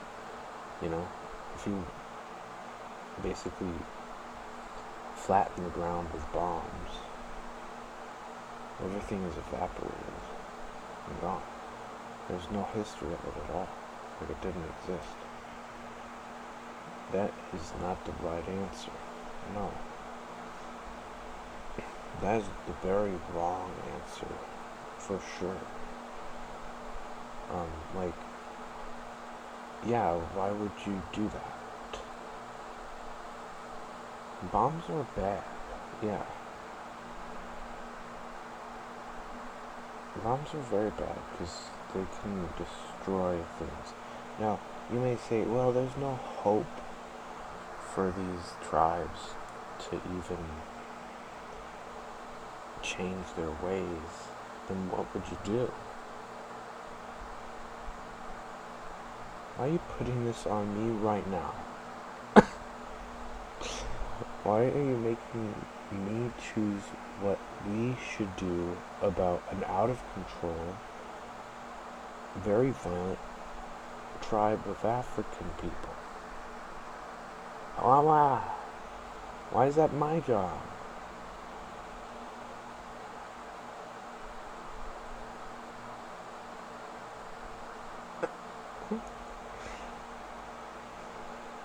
It's just a question, Daniel. Like, let's say you're a civilized African society and you run into this African tribe and they start killing your civil people and they become like part of the civilized African country and they're just running amok, killing people, and they don't know what to do. What do you do with the African voodoo tribe that stole everyone's vehicles and going on a literal murderous rampage right now?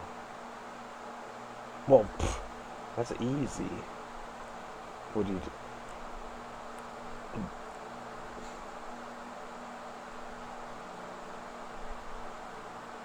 Use special hyper white magic on them to purify their souls and turn them to nothing. What? Was that the wrong answer? No. Yes.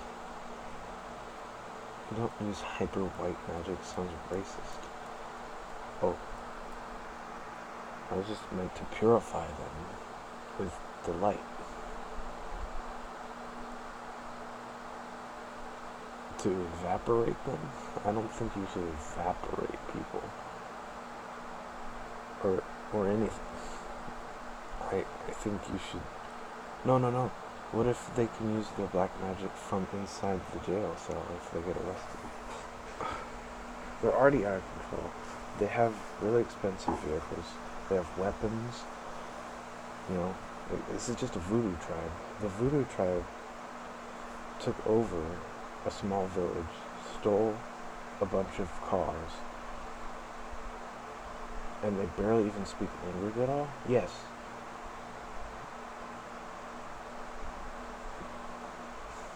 It's kind of funny to me, but it's not, is it? No. It's not at all funny. It's scary, Dan. I know. And they have magic? Or do they have like real bad, scary magic? Or are they just kind of like confused?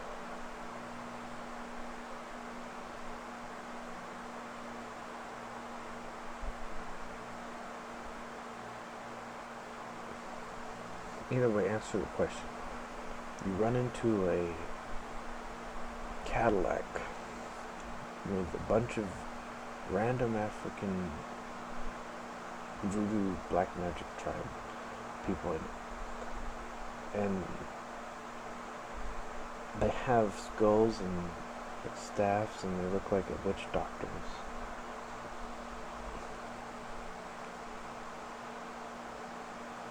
What do you do? They have guns.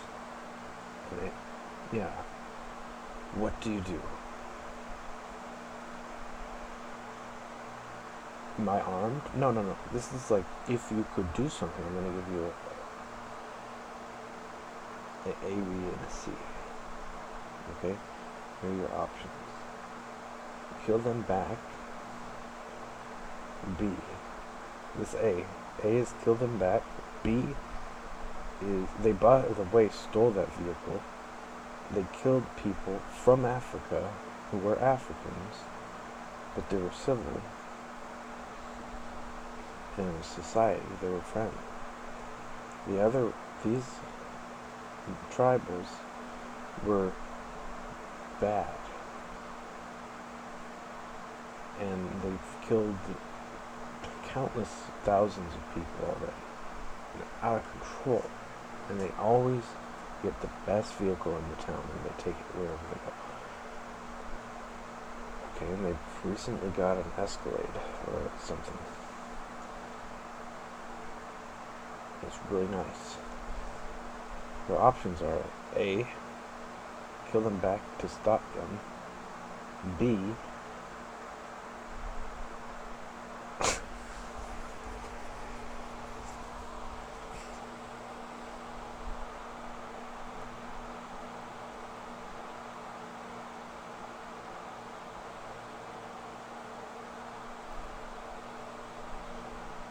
use white magic.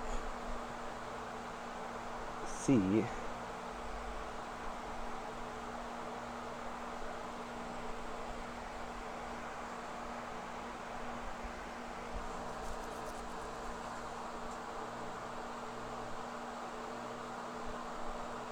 call police.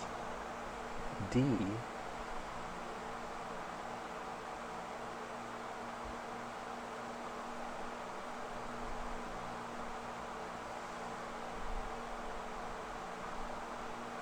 try to form a militia to stop them. E, trap them and arrest them. It's like citizens arrest. By myself? No, with friends, with helpers. But how do you stop them from shooting at you? Basically, you would host a route and wait for them to use rubber bullets. Okay. And if they stopped shooting and they were not out of bullets and we got out of our shields and stuff and went to go get them and they start shooting at us, what would we do? Daniel?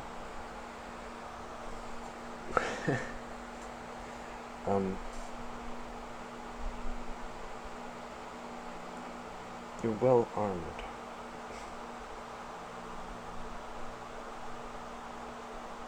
Well, E seems to be the best choice. Really? Why do you say that?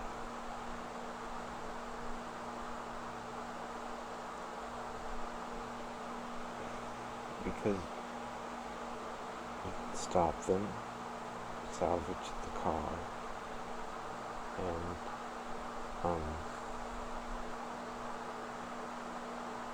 you saved a lot of people without killing anyone. Correct. Very good answer.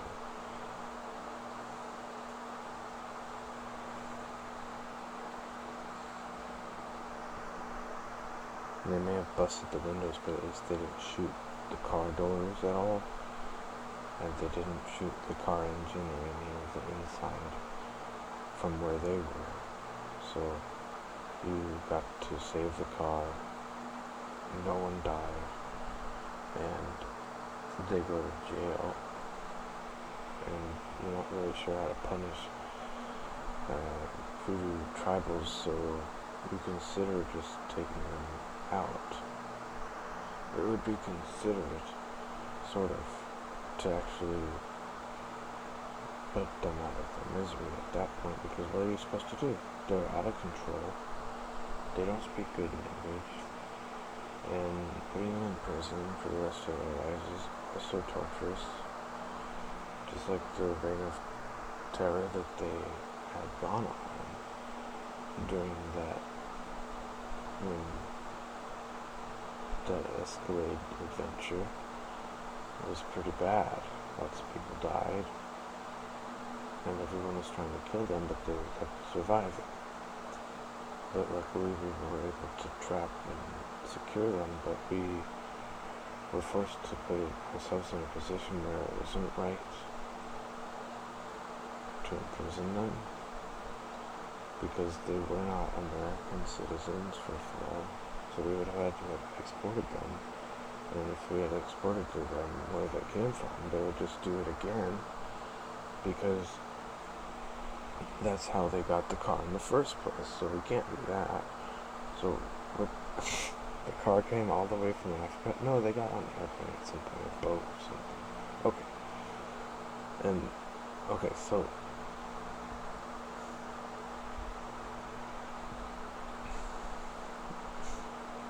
right. So what do? Well, do you, A, kill them after you captured them to save the car? B, imprison them for the rest of their lives in maximum security with no amenities? C,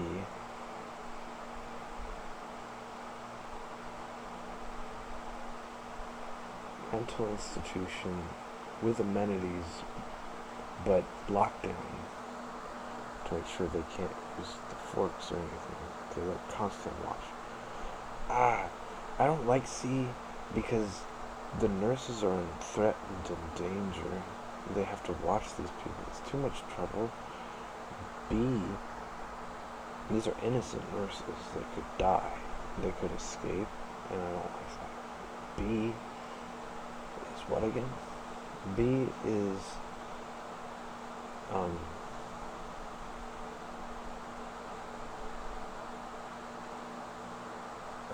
maximum security prison with no amenities.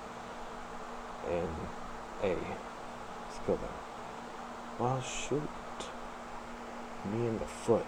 I think A might even be the best. But I like B because where they came from, they didn't have amenities anyway.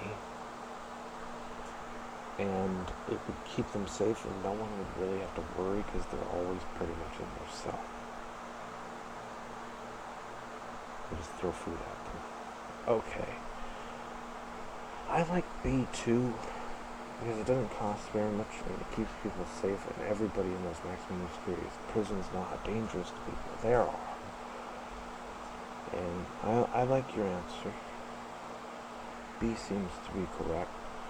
I don't know though. See, this is a moral quandary. This is a moral quandary.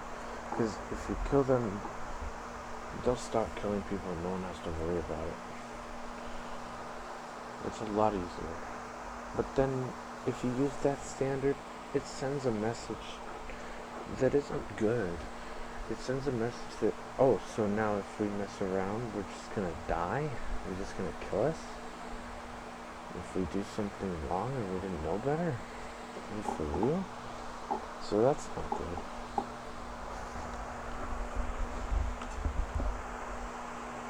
Of course, people would start committing suicide that way, probably.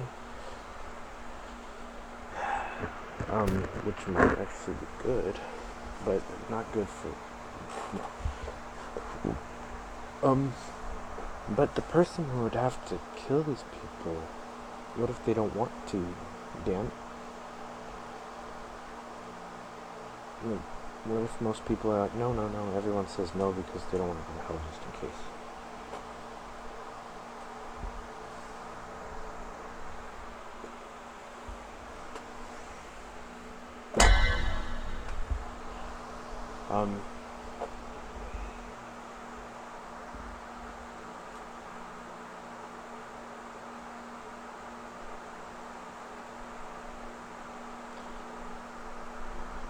Well, the maximum security prisons are absurd too, because if you get locked into one of those, you can't get out, and I don't like that. I really don't like the idea of a maximum security prison, because first of all, you have to consider this. You could get framed. If you get stuck in one of those, it's going to suck nuggets. It's going to suck really big nuggets. Like, it's going to suck big balls. Yes. Like, so like, if you go there, whether you're guilty or not, it's going to suck nuggets. Big nuggets.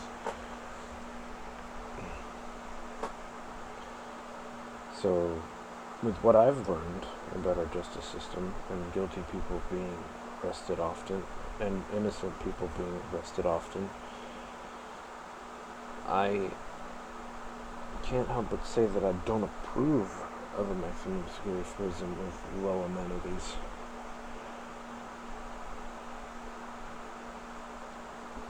Because, okay, hold on. How about earned amenities? Maximum security earned amenities, and for the just in case questionable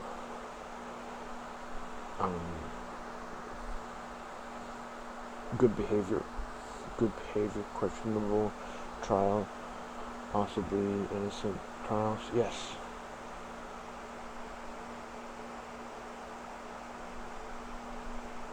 I would like to see good behavior rewarded with amenities, perhaps from their house, where they used to live. Or even just keep their possessions that they want to use in prison if they got a long sentence, so that they can later set it up if they're found to be life in prison guilty but good behavior. I like that because they can't really leave their cell. Maximum security is fine as long as they get what that things they wanted. And what's the punishment though, Dan? The punishment is not being able to go outside at all.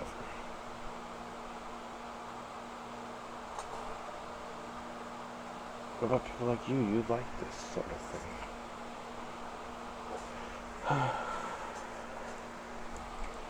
Yeah, but, like, I'm different. Yeah.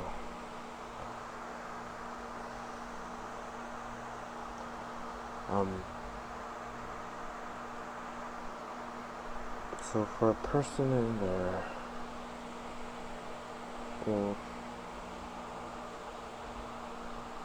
well, how strict does the punishment need to be exactly, though?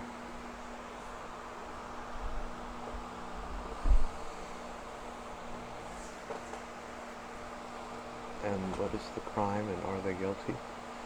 Yes, guilty, absolutely, 100%, God proved. God's mad. The town is mad. He killed 30 people in the town or something. Okay.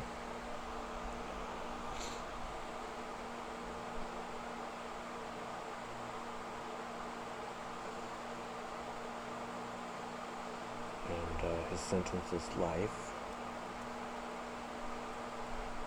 And no possibility of parole, not going anywhere. He cannot leave his cell unless it's going to be transferred. He gets fed in his cell. He has chains on him. If he's ever going to leave the cell, he needs to be completely handcuffed through the doors. What? I don't understand that, but okay. Yeah.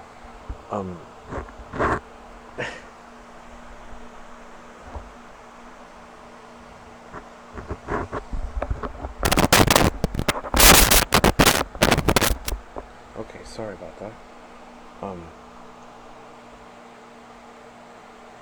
So he's gonna, yeah, okay. So does he get amenities there? That's up to you, God.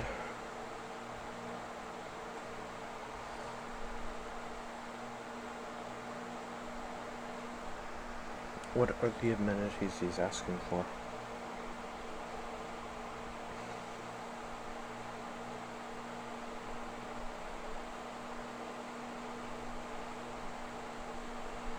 He has a typewriter. He likes to type and write.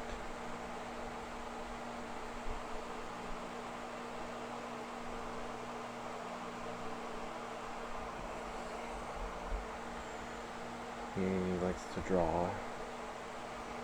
And he likes to have paper and pencils and coloring pencils. And he likes TV. But he doesn't like the... I would say yeah. Personally, I would say go ahead. TV, a piece of paper, a typewriter, a book or two. Shouldn't hurt. No. He doesn't get to choose his own food, doesn't get to choose his own drink.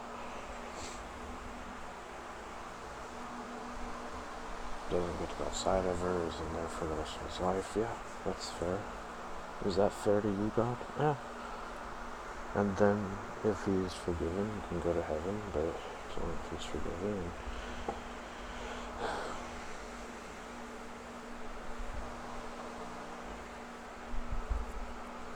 Oh, okay, well, I gotta go.